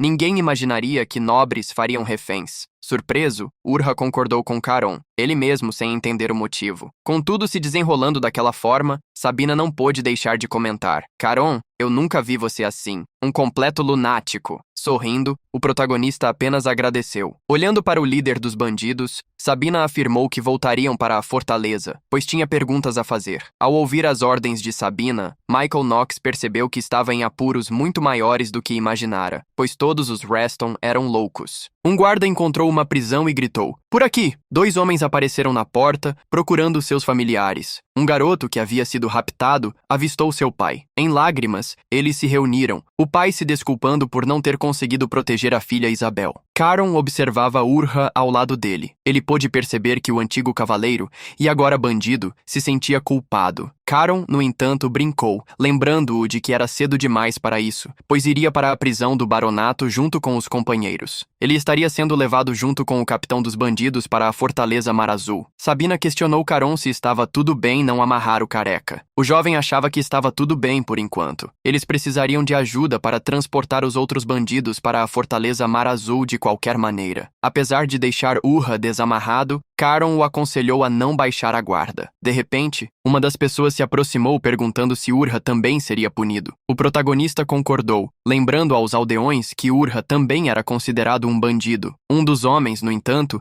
disse palavras que amenizavam a pena de Urha, revelando que ele havia cuidado de todos enquanto estavam aprisionados e até mesmo levado remédio secretamente para os doentes, ou dado comida aos famintos. Como muitos pediam por misericórdia, Sabina perguntou a Karen o que ele achava. O protagonista pensou um pouco e afirmou que poderia considerar leniência, já que Urha também os guiou ao esconderijo. O ex-bandido se sentiu comovido e jurou: "Eu serei leal a você pelo resto de minha vida, jovem mestre." Léo, que estava no segundo andar, chamou Karen para dar uma olhada em algo. O protagonista ficou curioso e seguiu o primo com Urha. Ao entrarem em um quarto, ele se deparou com inúmeros barris, onde uma luz podia ser vista. Ao checar o interior de um dos barris, ele descobriu inúmeras pedras mágicas. Quando os bandidos foram levados para a cidade, amarrados pelas mãos, os aldeões gritavam palavras de justiça. "Pereçam na prisão, malditos bandidos!" Como todos estavam felizes, Léo comentou que o jovem barão provavelmente os receberia com um banquete. Porém, ele sentiu como se Karen sequer o estivesse ouvindo. Karen pensava nas pedras mágicas, a verdadeira razão para o grupo de bandidos estar escondido em um local remoto e insignificante. A família do barão provavelmente sequer sabia que havia uma mina de pedras mágicas no território. Apesar de não saber a qualidade das pedras, apenas a existência da mina já era suficiente para chamar atenção. Vendo o olhar malicioso no rosto de Karen, Léo se perguntou o que o primo planejava. Enquanto caminhavam, Sabina viu o jovem barão se aproximar. Acompanhado por guardas, o barão deu boas-vindas ao trio, enquanto seus homens levavam os prisioneiros. Sabina mostrou o líder dos bandidos no ombro de Urha e afirmou que estariam levando-o para a fortaleza. O jovem barão não se incomodou com isso. Antes de irem, o jovem barão quis falar algo com Sabina, porém ela afirmou estar ali apenas como guardiã, por isso ele deveria falar com os garotos. Dirigindo-se a eles, Rohan revelou ter preparado um modesto banquete, com convidando-os a participar. Surpreendentemente, Caron afirmou que precisavam voltar para a fortaleza Mar Azul imediatamente, por isso poderiam conversar depois. Rohan ficou surpreso, pois ainda precisava discutir o pagamento pela missão. Como o território estava atualmente em más condições, Rohan revelou não ter o dinheiro no momento e pediu um adiamento. Nesse momento, o olhar malicioso surgiu no rosto de Caron. O protagonista então comentou: "Eu estava me perguntando por que os bandidos escolheram ficar no Baronato Belos. O Baronato fica em uma área remota, sem especiarias locais. Ela é literalmente uma vila isolada, não é?" Rohan tentou aguentar os insultos ao seu território como pôde. Tendo ridicularizado o local, Caron mostrou uma pedra mágica, aquilo que os bandidos procuravam. Ao ser questionado se estava ciente da existência delas, Rohan revelou nunca tê-las visto, nem sequer imaginado a existência de uma mina em seu território. Imaginando tal coisa, Caron decidiu fazer uma proposta ao jovem barão. "Que tal desenvolver a mina em conjunto com a Fortaleza Mar Azul? Nós adicionaremos a condição de que a fortaleza proverá o capital inicial, além das forças de segurança." Surpreso, Rohan se perguntou se o garoto entendia o que estava dizendo. Mesmo deixando de lado o desenvolvimento da mina, o custo de armazenamento, além da manutenção dos guardas, seria imenso. Porém, ter alguém como a família Reston participando da mina do baronato também os beneficiaria. O jovem barão ficou surpreso ao imaginar que Caron já havia previsto e calculado todas as possibilidades. Porém, o fato de ele estar negociando em nome da família era o mais surpreendente. Afirmando ter que relatar sobre o acordo antecipadamente, Caron declarou que, se o projeto fosse aprovado, os Cavaleiros Lobos Azuis ficariam estacionados no território. Assim, os problemas econômicos e de segurança do local estariam resolvidos. Tendo ouvido a proposta de Caron, Rohan suspirou, perguntando como dividiriam as fatias da mina. Caron, no entanto, se livrou dessa responsabilidade. "Você precisará discutir isso com meu pai. Uma criança como eu não é qualificada para falar sobre detalhes financeiros em negócios, afinal." Concordando com Caron, Rohan afirmou que também conversaria com o próprio pai. Tendo ouvido toda a negociação, Sabina bufou, embora parecesse satisfeita. Mais tarde, enquanto se dirigiam à estação de trem, Caron perguntou a Sabina por que ela havia dito que as coisas poderiam ter ficado complicadas no esconderijo dos bandidos. Lembrando-se do assunto, ela ergueu uma sacola com algo redondo dentro. "Por causa desse cara aqui." Surpreso, Léo perguntou se ela falava do mago negro que havia derrotado. Sabina revelou que ele não era um mago comum. Cruzando os braços, ela contou os detalhes. O nome dele é Ted Delaharda, um procurado de classe 2 dentro do Império, e um mago de sexto círculo. Caron ficou surpreso com o nível do mago. Sabina se preocupava com o fato de um fugitivo de classe 2 estar correndo livremente dentro do Império com desertores do Sul, enquanto Caron e Léo estavam ocupados com peixes pequenos o bastante para não notarem a parte mais importante. Lembrando os garotos de que só ficariam mais fortes lutando contra pessoas poderosas, ela os instruiu dizendo que, se tivessem derrotado primeiro o mago, não teriam perdido tempo com os peixes pequenos. Por isso, a missão foi considerada um fracasso. Tendo revelado a avaliação da missão, ela mandou Caron manter tais pontos em mente. No momento em que Léo se sentiu deixado de lado, Sabina se dirigiu a ele. Assim que ouviu seu nome, Léo olhou para a mestra. Sabina inesperadamente o elogiou. "Você foi melhor do que eu esperava. Deve ter sido sua primeira vez enfrentando Undeads, certo? Você deveria ter um pouco mais de confiança." Ouvindo as palavras animadoras, Léo ficou em posição de sentido, assentindo positivamente. Mais tarde, naquela noite, Lord Halo retornou à Fortaleza Mar Azul. Um mordomo já o esperava, dando-lhe as boas-vindas. Halo perguntou se havia algo de diferente. Heinrich revelou que os cavaleiros enviados para o oeste haviam retornado. Além disso, Caron e Léo estavam voltando da missão no Baronato Belus, acompanhados por Lady Sabina. Assim que Heinrich relatou os acontecimentos, um empregado correu apressadamente em direção ao Lorde. Ele carregava um pergaminho, uma carta do Palácio Imperial. Halo ficou confuso, pois o imperador não havia dito nada antes de ele deixar a capital. Ao abrir o pergaminho, os olhos de Halo se arregalaram em surpresa. Inesperadamente, o imperador havia convidado Caron, que ainda retornava para a Fortaleza Mar Azul, a viajar para a capital. O trem logo chegou à fortaleza Oceano Azul. Carregando Michael no ombro, Urha desembarcou. Enquanto Urha ficava impressionado com o tamanho da fortaleza, Michael tentou convencê-lo. Você acredita mesmo no que o garoto disse? Você vai ser jogado na prisão também. Se quisermos sobreviver, precisamos tomar vantagem do momento em que os guardas se distraírem. Urha ouviu atentamente as palavras de Michael e o puniu, fazendo-o calar a boca com um soco. Karen e Léo assistiram Urha mostrar que não acreditaria nas palavras de alguém que o chamou de inútil. De repente, alguém chegou à estação reclamando do barulho. Paley se abaixou para checar o filho, enquanto cumprimentava a tia Sabina. Ele revelou que havia sido convocado porque o que o filho havia feito no domínio do Barão Belus havia se tornado uma dor de cabeça. Léo de repente se curvou, cumprimentando Paley. Como você tem estado, tio? Sorrindo, Paley comentou que havia ouvido que Léo também havia se destacado nas terras do barão. O irmão mais velho também deve ter ouvido sobre isso. Ele deve estar certamente satisfeito com você. Ao ouvir sobre o pai, Léo ficou sem jeito para responder. Como todos deviam estar cansados, Paley sugeriu que seguissem para a fortaleza. Ficando para trás com Paley, Sabina perguntou se ele sabia de algo, pois a situação do Império parecia instável. Com uma breve análise, Paley revelou: as poderosas famílias estão se unindo rapidamente, centradas no Duque Salmon e no Marquês Dias. Ele revelou que o pai, Halo, planejava se encontrar com várias famílias na capital para entender a situação. Ele até mesmo cancelou tudo após conversar com o imperador e falhar em conseguir resultados satisfatórios. O Duque Salmon e o Marquês Dias, os mesmos homens que derrubaram o imperador tirano, elevaram o atual imperador ao trono e agora detêm o poder real no reino. A razão para o irmão de Sabina ter recuado após a queda do antigo imperador era porque ele julgava que assim seria o melhor para o império. Porém, uma traição parecia estar em andamento. Sabina suspirou, comentando com Paley sobre o que parecia ser o fim de uma era de paz. Como a família planejava também começar a se mover, Sabina comentou que o que o filho de Paley havia feito poderia trazer-lhes grandes benefícios. Com um pretexto razoável, agora poderiam colocar tropas da família em outras terras para expandir suas influências. Sabina elogiou o filho de Paley por conseguir algo tão vantajoso na hora perfeita. Paley não se sentiu elogiado com os comentários da tia e não soube como reagir, mas ela o lembrou que os elogios não eram para ele. Logo, outra pessoa chegou para receber os garotos. Zeras elogiou o trabalho que fizeram, esmagando uma gangue de desertores. Quando Karen apontou para o homem carregado por Urha, afirmando que ele era o líder, Zeras afirmou que o interrogaria. Eu extrairei cada pingo de informação enquanto ele ainda respira. Sir Karen Hans apontou para o homem carregando o líder dos bandidos, curioso sobre a identidade dele. Karen assustou Urha ao dizer: ele também é um bandido, pode levá-lo. Mas, dizendo que Urha era um informante, pediu que o tratassem bem e o liberassem depois, pois estava pensando em usá-lo como servo pessoal. Tendo decidido isso, Karen se preparou para voltar para a fortaleza com Léo, porém Zeras os parou, afirmando que a missão ainda não havia terminado. Zeras contou o que precisavam fazer. Vocês precisam preencher um relatório. Isso faz parte da missão e melhora desempenhos futuros. Karen perguntou se precisariam escrever o relatório separadamente, porém Zeras afirmou que poderiam escrever juntos. Ouvindo isso, Karen deixou o trabalho escrito para Léo, já que ele próprio havia feito a maior parte do trabalho pesado. Léo tentou perguntar se não seria mais rápido se escrevessem juntos. Porém, puxando o primo mais para perto, Karen sussurrou: pense cuidadosamente. Assim que o relatório for entregue, seu pai também vai lê-lo, certo? Isso significa que devemos aumentar suas conquistas no relatório. Essa é sua chance de ganhar o apoio dele. Zeras observou os dois garotos murmurarem entre si. Ignorando os planos deles, Zeras mandou Hans levar os prisioneiros para as celas. Zeras se assustou quando, de repente, Sabina jogou um saco para ele. Aqui está mais um procurado. Ela também afirmou que deixaria os garotos cuidarem do relatório que deveria ser feito por ela. Karen se despediu de Léo, seguindo por outro caminho. Léo ficou curioso para saber onde ele iria. Karen revelou querer ir ao salão de treinamento de Éter, o local que ele podia usar agora que chegou à 4ª estrela. Zeras ficou impressionado ao ver Karen ir direto ao salão de treinamento ao voltar da missão. Não era possível acreditar que o garoto possuía apenas 13 anos. Em uma sala da fortaleza, Halo convocou algumas pessoas, mesmo sendo tarde da noite. Ele queria informar o que descobriu na subjugação dos monstros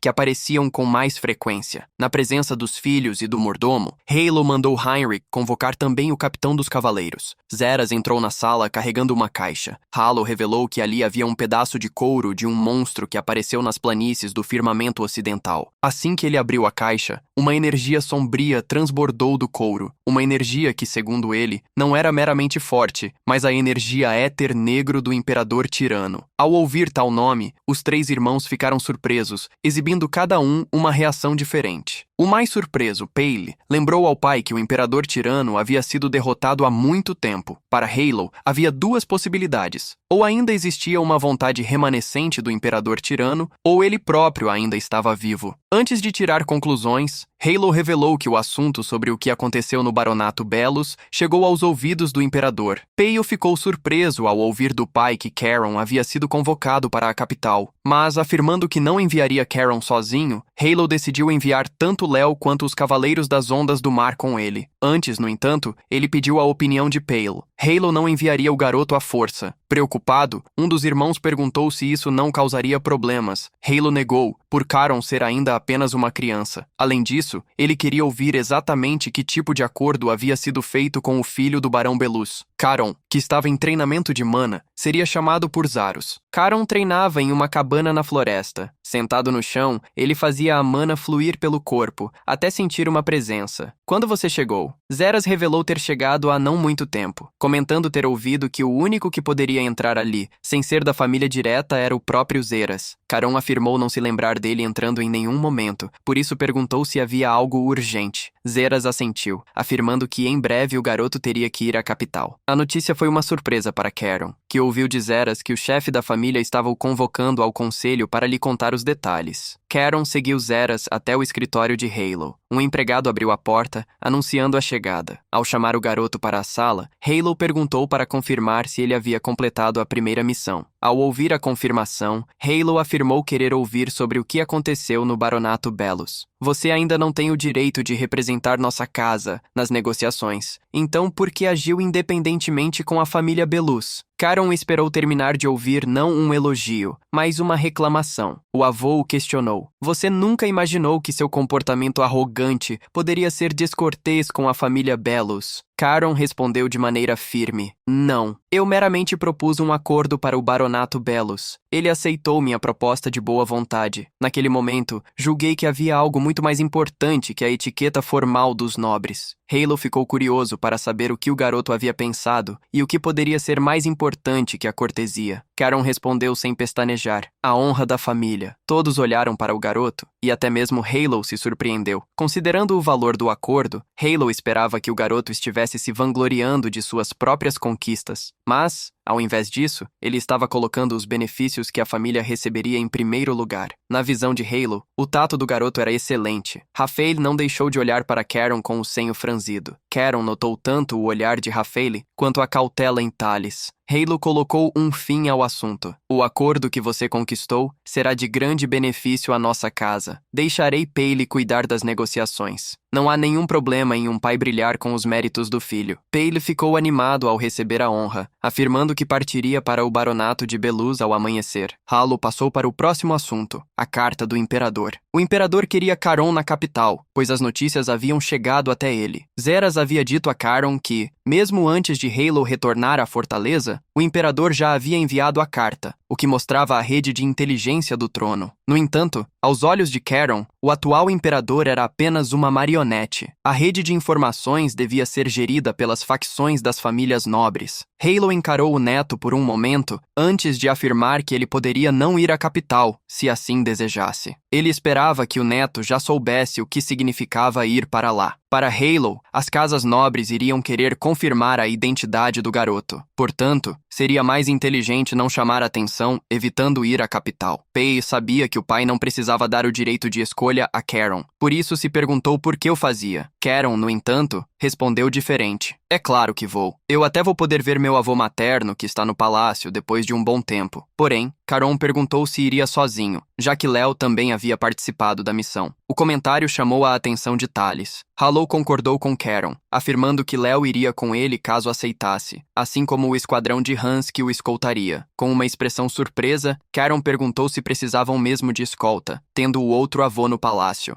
Franzindo o senho, Halo o alertou para não se iludir. Eles não estão sendo designados porque você é especial, mas porque não sabemos que problemas você irá causar. Em choque, Caron acabou assentindo. Assim, foi anunciado que Caron partiria em 3 dias. No dia seguinte, uma reunião aconteceu no território Belus. As negociações estavam sendo assinadas. Presentes estavam o jovem barão Belus, Caron, Léo e Pali. Confuso, Pali perguntou ao jovem barão se o pai dele estava ciente dos termos. Rohan assentiu, afirmando que o pai havia concordado. Paley o lembrou que a mina seria entregue 80% a Reston e apenas 20% a Belus. Com o preço das pedras de cristal, mesmo uma pequena diferença formaria uma grande soma. Mas, não obstante, Rohan estava cedendo 10 dos 20% a Caron e Léo. Pale não conseguia entender o motivo para tal decisão desfavorável. Ele achava bastante excessiva a retribuição para os garotos. Era por isso que acreditava haver um motivo para Rohan, formado na Academia Imperial, tomar tal decisão. Rohan nem sequer tentou esconder. É para ganhar a simpatia de Caron e Léo, os 2 jovens lobos. Rohan queria dizer que estava basicamente investindo nos 2 garotos que um dia liderariam a Fortaleza Mar Azul. Vendo a confiança que Rohan possuía no talento dos garotos, Paley entendeu a decisão. O Barão Belus realmente possui um bom filho para ter tão visão aguçada. Na hora de ouvirem as opiniões dos garotos, Léo olhou para Caron e o viu sorrir com malícia. Caron falou em nome dos 2. Nós aceitamos alegremente. Vamos continuar a construir um forte laço de agora em diante. No fim, o laço entre a grande casa Reston e o pequeno baronato Belus foi formado. Ao voltarem à ferrovia, Léo perguntou a Caron como dividiriam a porção da receita que obtiveram. O protagonista respondeu sem misericórdia. Obviamente ficarei com 9% e você com 1%. Chocado, Léo questionou por que ele ficaria com a maior parte. Caron colocou o braço sobre o ombro de Léo, questionando-o com o punho fechado. Não estivemos nos dando tão bem? Como você pode recusar? Com medo, Léo rapidamente aceitou. Paley observou o filho e o sobrinho tão próximos. Ele acabou sorrindo por estarem se dando bem, quando no passado brigavam constantemente. Apesar da felicidade de Paley, ele não sabia o que o pestinha do filho estava fazendo. Ao voltarem para a fortaleza, Léo ouviu a notícia de que iria para a capital e ainda estava surpreso. Caron o mandou não ficar nervoso, porém Léo não conseguia evitar, pois estariam conhecendo o imperador. Mudando de assunto, Léo corou. Iremos a festas também, certo? Eu ouvi que há muitas mulheres bonitas na capital, Decus. De repente, Sabina apareceu na janela com uma garrafa de bebida. Decus é realmente um lugar divertido. Muitas pessoas fortes estão lá. Sabina tratava aquilo como uma ótima experiência para os garotos. Ao olhar pelo quarto, Sabina não encontrou nenhum vinho para comemorar. Caron parecia esconder algo, afirmando que só possuíam copos para a água. Ao pegar o copo, Sabina, no entanto, afirmou que qualquer coisa servia para servir vinho.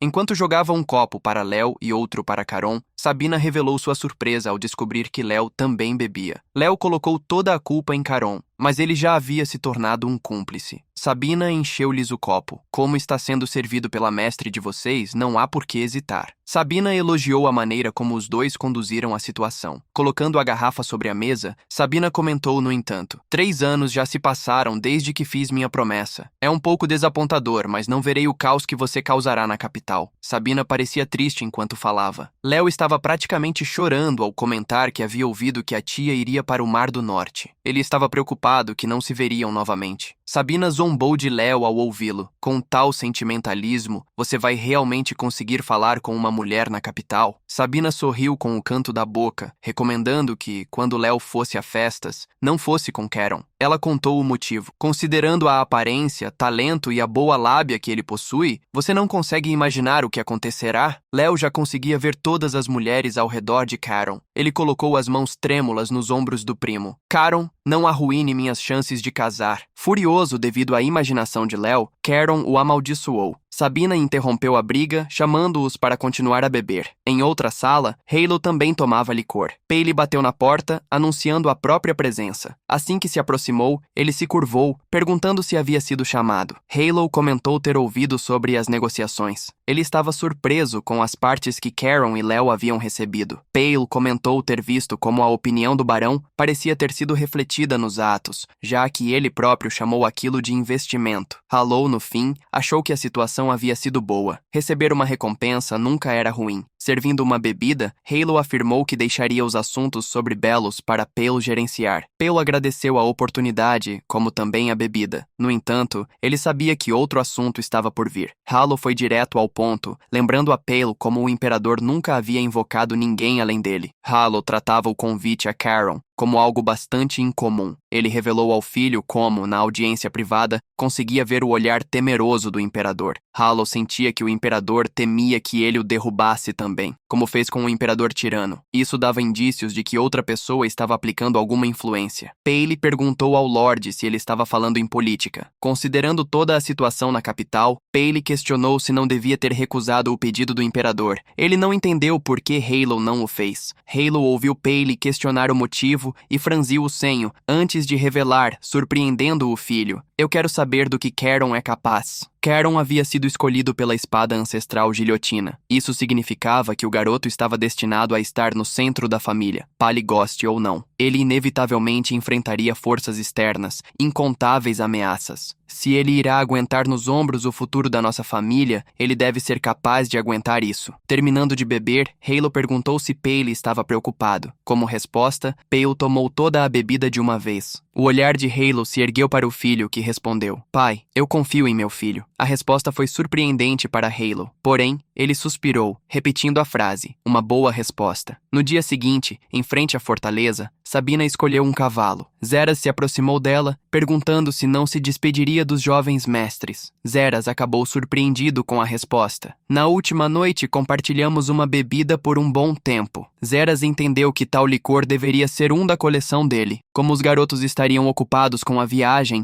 Sabina também gostaria de não atrapalhar. Montando em seu cavalo, Sabina se despediu. Antes de partir, Sabina se deparou com alguém em uma das janelas mais altas. Caron assentiu em despedida à tia-avó. Despedindo-se de Zeras mais uma vez, Sabina fez o cavalo partir arrogantemente. Caron observou Sabina partir para o Mar do Norte, a terra onde ela se sentia em casa, e um lugar para o qual o convidou a ir algum dia. A carta que Sabina deixou para ele havia sido simples. Franzindo o senho, Caron imaginou que os tios começariam a se mover em breve, já que Sabina havia partido. Caron ouviu a voz de alguém de repente. Thales havia se aproximado, atestando o óbvio. Sua tia foi embora também. Caron havia avistado o tigre sair da jaula. Na frente da estação, carroças levavam as malas preparadas pelo mordomo-chefe. Vendo como tantas coisas estavam sendo organizadas, Caron perguntou a Zeras se precisavam mesmo de tanta confusão. Zeras afirmou que sim, já que estariam encontrando o imperador como representantes da família. O que mais irritava Caron era a presença do esquadrão de Hans, dito por Zeras estar ali para protegê-los. Hans corrigiu, afirmando estarem ali para evitar que os dois causassem problemas. A provocação de Hans deixou Caron realmente irritado. Naquela manhã, ao se encontrar com Thales, Caron o cumprimentou, ignorando o comentário sobre Sabina. Thales perguntou a Caron se eles estavam indo para a capital e, inesperadamente, perguntou se poderia pedir um favor. "Espero que você não se comporte na capital do mesmo jeito que fez na fortaleza." O pedido de Thales revelava a Caron que ele o havia observado durante os anos. Afirmando que havia muitos inimigos na capital que visavam a família, ele o alertou: "Se você der a eles uma desculpa para fazerem algo, eu o punirei pessoalmente." Diante da ameaça do tio, Caron apenas sorriu. "Obrigado pelas palavras sábias. Eu definitivamente farei a coisa certa." Thales ignorou a resposta sem medo. "Bom, então volte em segurança." Caron observou Thales se afastar e sorriu maliciosamente. "Ele acha que me assusta com o status de primeiro príncipe? Eu vou fazer essa expressão arrogante se contorcer em dor. Apenas espere, Thales." As preparações para a viagem foram concluídas, e o trem mágico se preparou para deixar a estação. Enquanto Caron ameaçava não poupar Hans se ele causasse problemas, alguém corria em direção a eles. Urha se aproximou, coçando a careca. Ele agradeceu a Caron pela nova chance dada a ele. Caron o assustou, no entanto. "A razão para eu levá-lo à capital é, na verdade, para jogá-lo na prisão de lá. Eu disse para você não deixar a guarda baixa, não disse?" Hans recebeu uma mensagem na pérola comunicadora, autorizando o embarque no trem. Ele transmitiu a mensagem a Zeras, enquanto Caron continuava a provocar Urha. Zeras pediu mais uma vez aos garotos que não causassem problemas, olhando especialmente para Caron. Tendo-os alertado, eles se prepararam para embarcar. Porém, Caron foi interrompido mais uma vez. Paylee corria em direção ao filho. Caron ficou surpreso ao descobrir que o pai estava na fortaleza. Cansado, Paylee contou que Halo o havia convocado. Mudando de assunto, Paylee afirmou querer vê-lo mais uma última vez. Paylee não entendia por que o avô materno de Caron queria tanto vê-lo. Caron também queria vê-lo, no entanto. Ele comentava esperar que o imperador tivesse muitos presentes preparados. Pali olhou com carinho para o filho. Colocando a mão no ombro de Caron, Pale pediu: "Por favor, retorne em segurança." Por último, ele pediu que o filho não causasse muito problema, o que o irritou, já que todos pediam isso a ele. Em um escritório, Thales observava pela janela. Ele esperou o trem partir. Graças aos empregados leais, ele descobriu que a esposa do segundo príncipe estava fazendo planos na capital. Porém, ele não queria se envolver no assunto. O trem deixou a fortaleza. Assim que a viagem começou, Caron perguntou quanto tempo ela levaria. Hans comentou que viajariam por 6 horas, indo direto ao território autônomo de Thebe. Léo ficou animado ao ouvir sobre o território onde plebeus elegiam seu governador através de eleições, um lugar onde comércio e indústrias eram mais desenvolvidos. Caron pontuou o importante, lembrando que esse era o lugar onde a maior parte do dinheiro do império circulava. Hans lembrou o motivo. Havia igualdade de classes em Thebe, por causa da influência deles na capital. Caron, no entanto, lembrava ter lido que servos que escapavam de lordes tiranos fugiam para o território de Thebe. Hans revelou que, algumas vezes, Thebe enviava grandes pedidos à ordem dos cavaleiros de Reston, o que surpreendeu o protagonista. Caron despertou interesse pelo reino de Thebe, decidindo conhecê-lo quando tivesse tempo. Enquanto começavam a entrar no território, Caron decidiu se esgueirar para lá quando as agendas tivessem sido cumpridas. Léo ficou animado e decidiu que iria com ele. De repente, Caron sentiu algo. A espada guilhotina estava reagindo e liberando energia. A espada sentiu o perigo externo enquanto atravessavam a área deserta. Isso fez Caron imaginar que Thales e Rafael podiam ter plantado algo na comitiva. Porém, ele acreditou que os dois não seriam tão tolos. Ao pegar a espada, ele se levantou e mandou Hans contatar o território de Thebe imediatamente. Hans ficou surpreso, mas rapidamente Caron gritou: "Não há tempo para explicações! Alerta os outros passageiros para se prepararem para um ataque." Hans imediatamente pegou a pedra comunicadora, enviando a mensagem aos guardas da comitiva. Caron se perguntava como alguém planejava atacar um trem em movimento. Em uma área à frente do trem, uma pessoa encapuzada havia colocado inúmeros barris nos trilhos,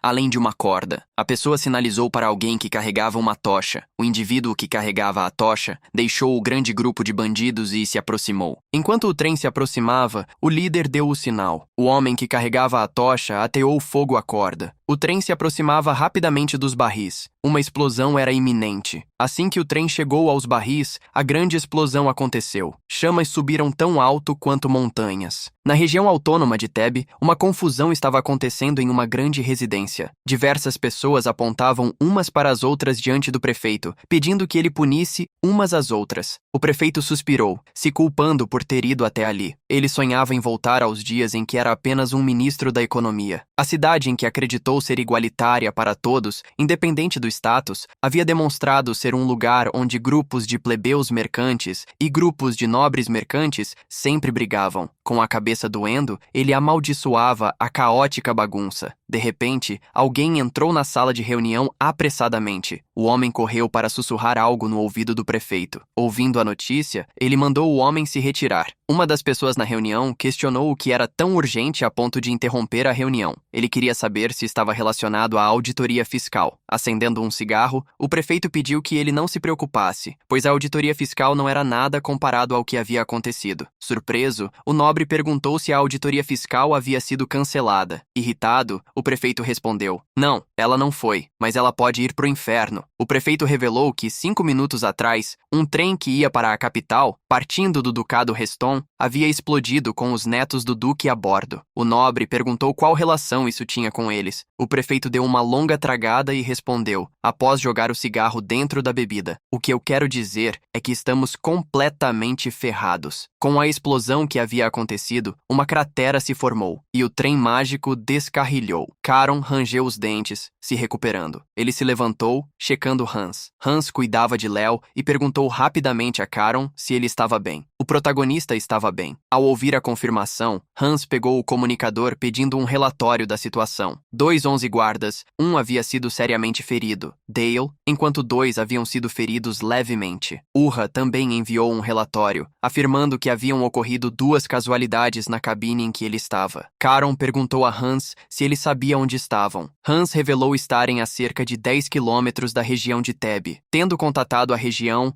Hans esperava que eles já estivessem se mobilizando. Hans afirmou que, enquanto compraria tempo, os 2 garotos deveriam fugir para o mais longe possível. Nesse momento, a espada guilhotina começou a reagir novamente. Uma pessoa surgiu ao lado da janela do vagão virado. Caron sacou imediatamente a espada, respondendo a Hans. Não podemos fugir, Hans. O protagonista afirmou a Hans e Léo. Eles destruíram a ferrovia, que é preciosa para o imperador. Isso não é diferente de um ato de traição. Ele também lembrou que a perna de Léo estava ferida. Apesar disso, Léo ainda podia lutar. Mostrando que só havia uma opção, Caron atacou o homem que estava do lado de fora do vagão. O homem perdeu a perna. Caron, com um olhar malicioso, teve uma boa visão dele pela janela. Enquanto atacava o primeiro traidor, ele gritou: "Vamos acabar com todos eles!" O líder dos bandidos encapuzados franziu o senho ao ver o subordinado ser atacado. Ao deixar o vagão com Léo e Hans, Caron avistou mais inimigos do que imaginava. Ao mesmo tempo, o esquadrão de cavaleiros saía do vagão, entrando na frente dos garotos para protegê-los. Hans conseguia ver que aqueles homens eram lutadores habilidosos, pelo menos no rank 3. O líder deles, no entanto, estava no rank 6. Por trás da máscara, ele ordenou: "Caron Heston, abandone sua arma e se renda." Aquela era uma voz distorcida pela magia. O líder dos bandidos sacou adagas, afirmando que, se Caron se rendesse, todos os outros poderiam ir. O protagonista sorriu ao ver que o objetivo dos bandidos era capturá-lo vivo. "Hans, você sabe o que isso significa?" Hans ficou surpreso, pois entendia o que Caron planejava. Carregando a guilhotina em mãos, Caron avançou. "Eles não podem fazer nada contra minha vida, mas eu posso fazer contra a deles."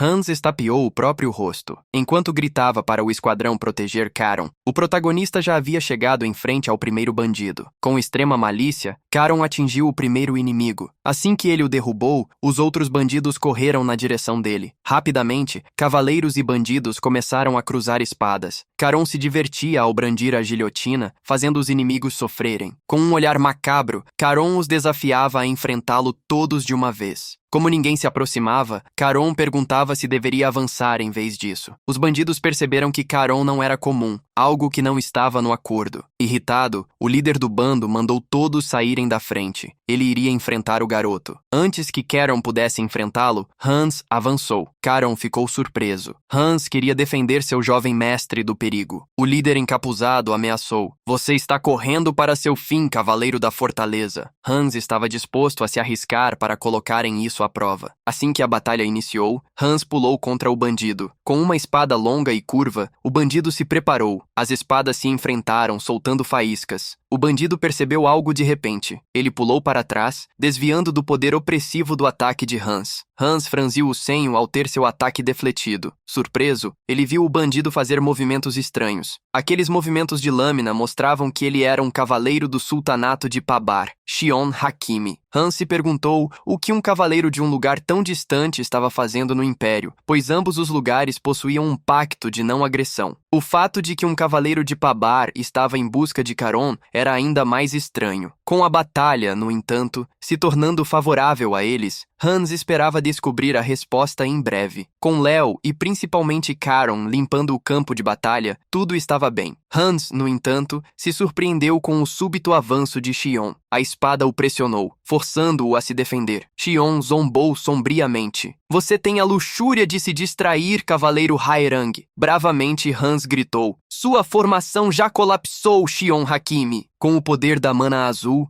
Hans forçou Shion a recuar. Ele ordenou ao cavaleiro que se rendesse. Shion olhou em volta, percebendo que realmente seus homens haviam caído. Hans devolveu o conselho que Shion havia dado: "Se você se render, sua vida será poupada." Porém, Shion não tinha intenções de desistir. Os olhos de Shion se tornaram pretos e suas pupilas vermelhas. Ele iria usar tudo o que tinha para completar a missão. Usando a habilidade do retorno de mana, Xion investiu contra Hans. Hans conseguia ver que Xion não tinha a intenção de voltar vivo. Hans sentia que até mesmo o jovem mestre estava em perigo agora. Porém, ele conseguia fazer o mesmo. Hans liberou toda a mana que possuía. Os olhos de Hans se tornaram azuis como a mana, assim que ele usou o poder para confrontar Xion. Mas naquele momento, a voz de Charon surgiu. Hans, estou desapontado. Você não veio comigo para evitar que eu causasse problemas? Charon surgiu atrás de Xion enquanto este investia contra Hans. O protagonista sorriu, impedindo Hans de desistir da própria vida. Xion se virou rapidamente para encarar Charon. O protagonista mostrava quem ele realmente era ao brandir a guilhotina. O braço que Xion usava para segurar a espada se desprendeu do corpo. A espada caiu no chão antes que ele pudesse perceber. Como um último comentário, Xion murmurou: Charon Reston, você é um monstro. O protagonista ficou feliz com o elogio. Porém, preocupado, viu a espada começar a tremer. Aquilo significava que ainda havia alguma ameaça. Charon gritou para Xion: Você ainda planeja algo? Hans se surpreendeu, pois a mana vermelha como fogo de Xion cresceu. Xion olhou para Charon, se desculpando por não ter nenhum rancor contra ele. O protagonista ficou confuso. Hans correu de repente gritando: Membros do esquadrão, protejam Lord Léo! Léo ficou surpreso. Antes que entendesse, todos os cavaleiros pularam em cima dele. Hans fez o mesmo, pulando sobre Charon. A mana transbordando de Xion enlouquecia, lançando ataques para todos os lados. Confuso, Charon questionou Hans sobre o que estava acontecendo. Hans revelou que Xion estava usando um ataque de autodestruição. Hans, em pranto, se desculpou por ter sido incompetente. Chocado, o protagonista olhou para Xion, que havia se transformado quase completamente em fogo. Enquanto Xion criava uma grande explosão, Hans implorou para Charon sobreviver. Com a onda de choque causada pela explosão, tudo ao redor foi varrido. Árvores foram derrubadas. Charon viu aquilo pessoalmente acontecer. Uma voz das profundezas do oceano surgiu naquele momento. Que mestre idiota! Já faz algum tempo desde que provei o sangue fresco de cavaleiros? Então eu vou ganhar meu sustento. Se você não quer ficar cego, feche seus olhos. Minutos depois, Hans acordou com Charon gritando com ele: Por quanto tempo você vai ficar deitado? Confuso, Hans se levantou. Seu moleque, eu até me sacrifiquei como escudo para você. Irritado, Charon questionou quem havia pedido para ser salvo. Se não fosse por aquela voz, as coisas não teriam acabado bem. O protagonista ouviu a voz da espada mandar que ele fosse grato. Ele ficou realmente surpreso ao ouvi-la. Descobriu que aquela era uma espada com ego, e o motivo de terem conseguido sobreviver à explosão que criou uma grande cratera. Enquanto os feridos eram socorridos, Charon analisava a espada com ego, algo que acreditava existir apenas graças à forja de ferreiros malignos que usavam almas como matéria-prima. A guilhotina amaldiçoou Charon por tê-la comparado a uma espada com ego. Enquanto a espada explicava que havia o salvado da explosão usando toda a mana absorvida, uma carruagem se aproximava. Charon acalmou Hans ao ver que não eram inimigos. Charon voltou a focar na espada, perguntando se ela só absorvia mana lutando contra inimigos. Ela também poderia absorver a mana dele, no entanto. Um cavaleiro em um cavalo se aproximou, apresentando-se. Eu sou Hiri, capitão dos vigilantes do território autônomo de Thebe. O protagonista colocou a espada dentro da bainha para que ela não pudesse mais falar, enquanto Hans se apresentava de volta a Hiri. Hans também apresentou um dos netos do arquiduque Halo, Charon. Hiri levantou a viseira do capacete. O território de Thebe se sente profundamente responsabilizado por arrastá-los nesse infortúnio incidente. Pelas ordens do prefeito, viemos escoltá-los com segurança. O grupo aceitou a escolta, agradecido. A primeira carruagem seguiu pela trilha de terra. Enquanto Charon olhava pela janela, Hans perguntou se ele tinha certeza de que não voltariam à fortaleza. Mesmo investigando o local, os resultados poderiam ser incertos. Hans acreditava que ainda era cedo para julgar que a ameaça havia desaparecido. Charon o tranquilizou, avisando que havia contatado Zeras antes de sair, e este deveria estar a caminho. Charon ficava irritado por Hans ser super protetor. A guarda imperial da capital deve ter se movido também. Não se preocupe demais. Mudando de assunto, Charon perguntou se Hans conhecia Xion. Hans revelou que Xion era um cavaleiro de 6 estrelas do sultanato de Pabar. Charon lembrava que a terra dos sultões ficava em um deserto a leste do império. O protagonista se perguntou se o pacto de não agressão estava sendo ameaçado. As coisas eram mais complicadas do que ele imaginava. Hans não achava, no entanto, que as relações com o sultanato haviam piorado a ponto de serem atacados. Caron questionou Léo, membro da família, se ele não achava que o que havia acontecido era justificativa para o início de uma guerra. Léo não conseguiu responder à pergunta. Ele acabou olhando para a roupa suja que havia tirado, distraidamente. As mãos de Léo continuavam a tremer, mesmo ele tentando impedi-las. Caron sabia que Léo estava daquela forma por ser a primeira vez que eliminava alguém. Porém, Caron esperava que Léo superasse isso em breve, pois assim era a vida. Hiri, que acompanhava a carruagem, olhou pela janela, avisando que chegariam ao território autônomo em breve. Ao olhar pela janela, Caron pôde perceber o quão rico era o território. Assim que se aproximaram do portão principal, ele conseguiu ver um grande prédio com diversas engrenagens em sua estrutura decorativa. O prefeito recebeu o grupo alegremente, dando-lhes as boas-vindas. Ele demonstrava alívio por ver o grupo chegar em segurança. Imediatamente, o prefeito afirmou que cooperaria com a investigação da Casa Reston.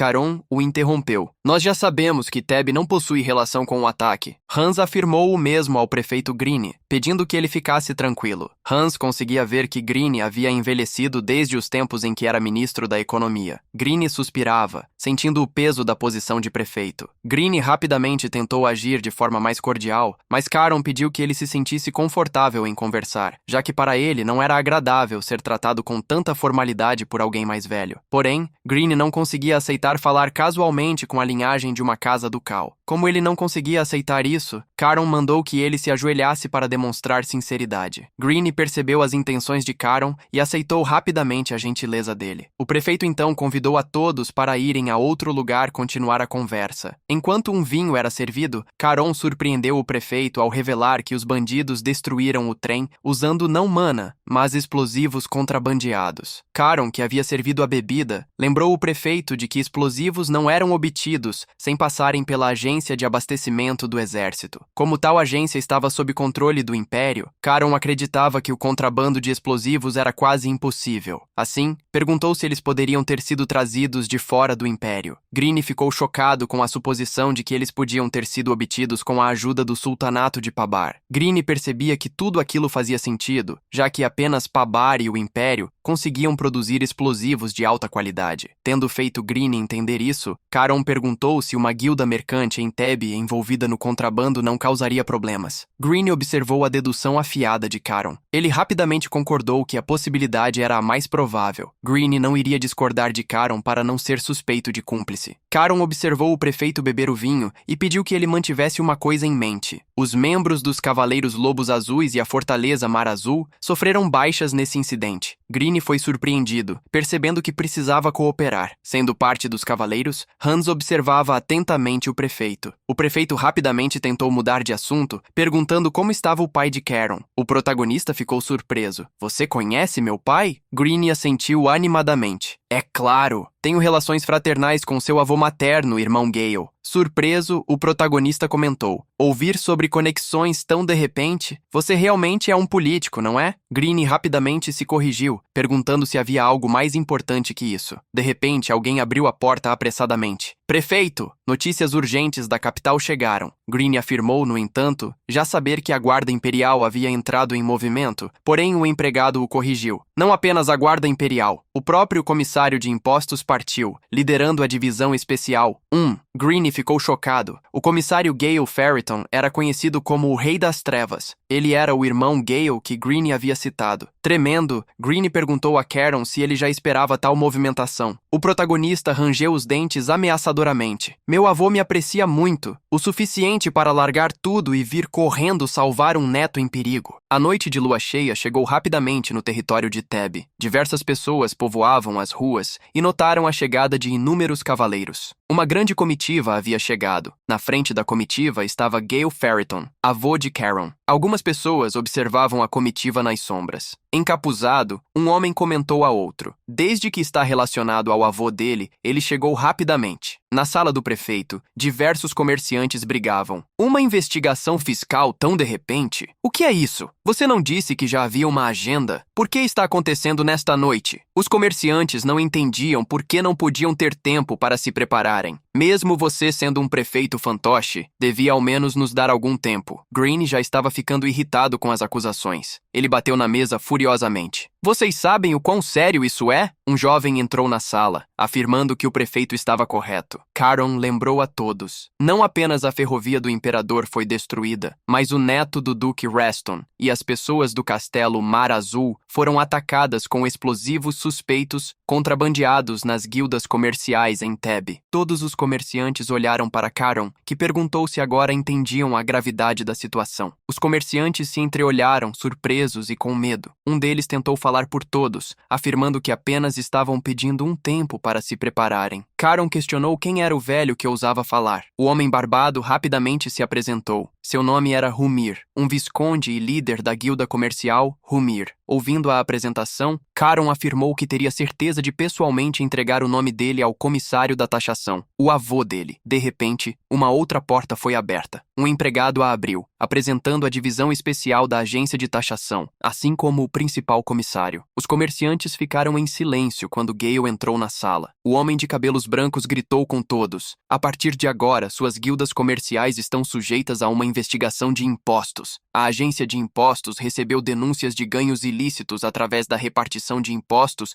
e tentativas de evasão fiscal. Caron observou o avô, murmurando que ele mais parecia um soldado do que um oficial do governo. Curioso, Léo perguntou a Hans se a primeira divisão especial era realmente tão assustadora. Hans contou ao garoto que a primeira divisão lidava com guildas poderosas e nobres. Devido a isso, podiam até mesmo mobilizar a guarda imperial. O garoto percebeu o quão assustadores eles podiam ser caso alguém não pagasse impostos. De repente, Gale se aproximou de Caron. Já faz 3 anos, Caron! Ele trocou a expressão severa por um sorriso carinhoso. Como você esteve? O protagonista assentiu ao ver o avô materno. Quando se reuniram no jardim, Gale perguntou ao neto se ele realmente não precisava de tratamento. Ao ouvir sobre o bem-estar do neto, Gale perguntou se ele suspeitava quem era o mentor do incidente. Gale franziu o senho, perguntando se não poderia ser um assunto familiar. Caron negou, afirmando que, se fosse obra dos tios, eles não deixariam traços suspeitos. Caron via que aqueles que haviam os atacado deixaram pistas propositadamente, quase como se quisessem fazê-los acreditar que o culpado era o sultanato Pabar. Ele lembrou como Xion nem sequer se deu ao trabalho de esconder a própria identidade. De repente, Gale afagou o cabelo do neto. Você deseja encontrar os culpados e puni-los? Gale afirmou que, como avô, era contra isso. Não por não saber do talento dele, mas por o mundo ser vasto e repleto de pessoas poderosas e perigos que poderiam atraí-lo. Revelando seus pensamentos, Gale pediu que ele ficasse alerta até que viajassem à capital na manhã seguinte. Esse também era o desejo e a ordem do imperador. Gale pediu que o jovem deixasse os adultos cuidarem do assunto. Sorrindo, Caron decidiu obedecer. Com um olhar sério, ele afirmou que ficaria quieto. Gale, no entanto, o observou. Ele conseguia ver na mana furiosa de Caron e no sorriso malandro que o neto não tinha intenção de manter a promessa. Na residência Oyun, diversas malas estavam sendo movidas para uma carruagem. Um homem saiu da residência reclamando. Por que vocês não foram embora ainda? Uma mulher na carruagem olhou pela janela para o homem, perguntando por que ele não estava indo com eles. O homem pediu que a esposa não se preocupasse, pois em breve estaria indo com ela. A carruagem então partiu com a esposa e os filhos daquele homem. O homem observou a carruagem se afastar. Em cima do prédio, uma figura misteriosa o observava. O homem encapuzado ali anunciava a partida da família pelo comunicador. Enquanto o dono da residência voltava para dentro para empacotar as coisas, aquele no telhado começou a se mover. Na escuridão iluminada por uma vela, Caron afiava a espada. Alguém abriu a porta, percebendo que o jovem polia a lâmina no meio da noite. O homem questionou se ele estava planejando encontrar problemas mais uma vez. Caron não acreditava que Zeras havia começado a reclamar assim que chegou. Zeras afirmou ter ouvido que o comissário havia proibido Caron de sair, o que fez Caron perguntar se ele estava ali para impedi-lo. No entanto, Zeras revelou estar ali apenas para entregar uma mensagem. Limpando a garganta, Zeras pediu para ele ouvir cuidadosamente. Carn Reston, neto mais novo da casa Reston, ouça. No momento em que receber essa ordem, rastreie os culpados e cobre a dívida com a vida deles. Mostre a eles claramente o que a lei da Fortaleza Mar Azul significa. Ao ouvir a mensagem enviada pelo avô, Caron tremia enquanto ria. Com uma voz extremamente sinistra, o protagonista respondeu: Eu, Caron Reston, recebo o comando do chefe da família. Caron agarrou a espada com firmeza. O olhar do garoto fazia Zeras imaginar que a noite seria extremamente longa.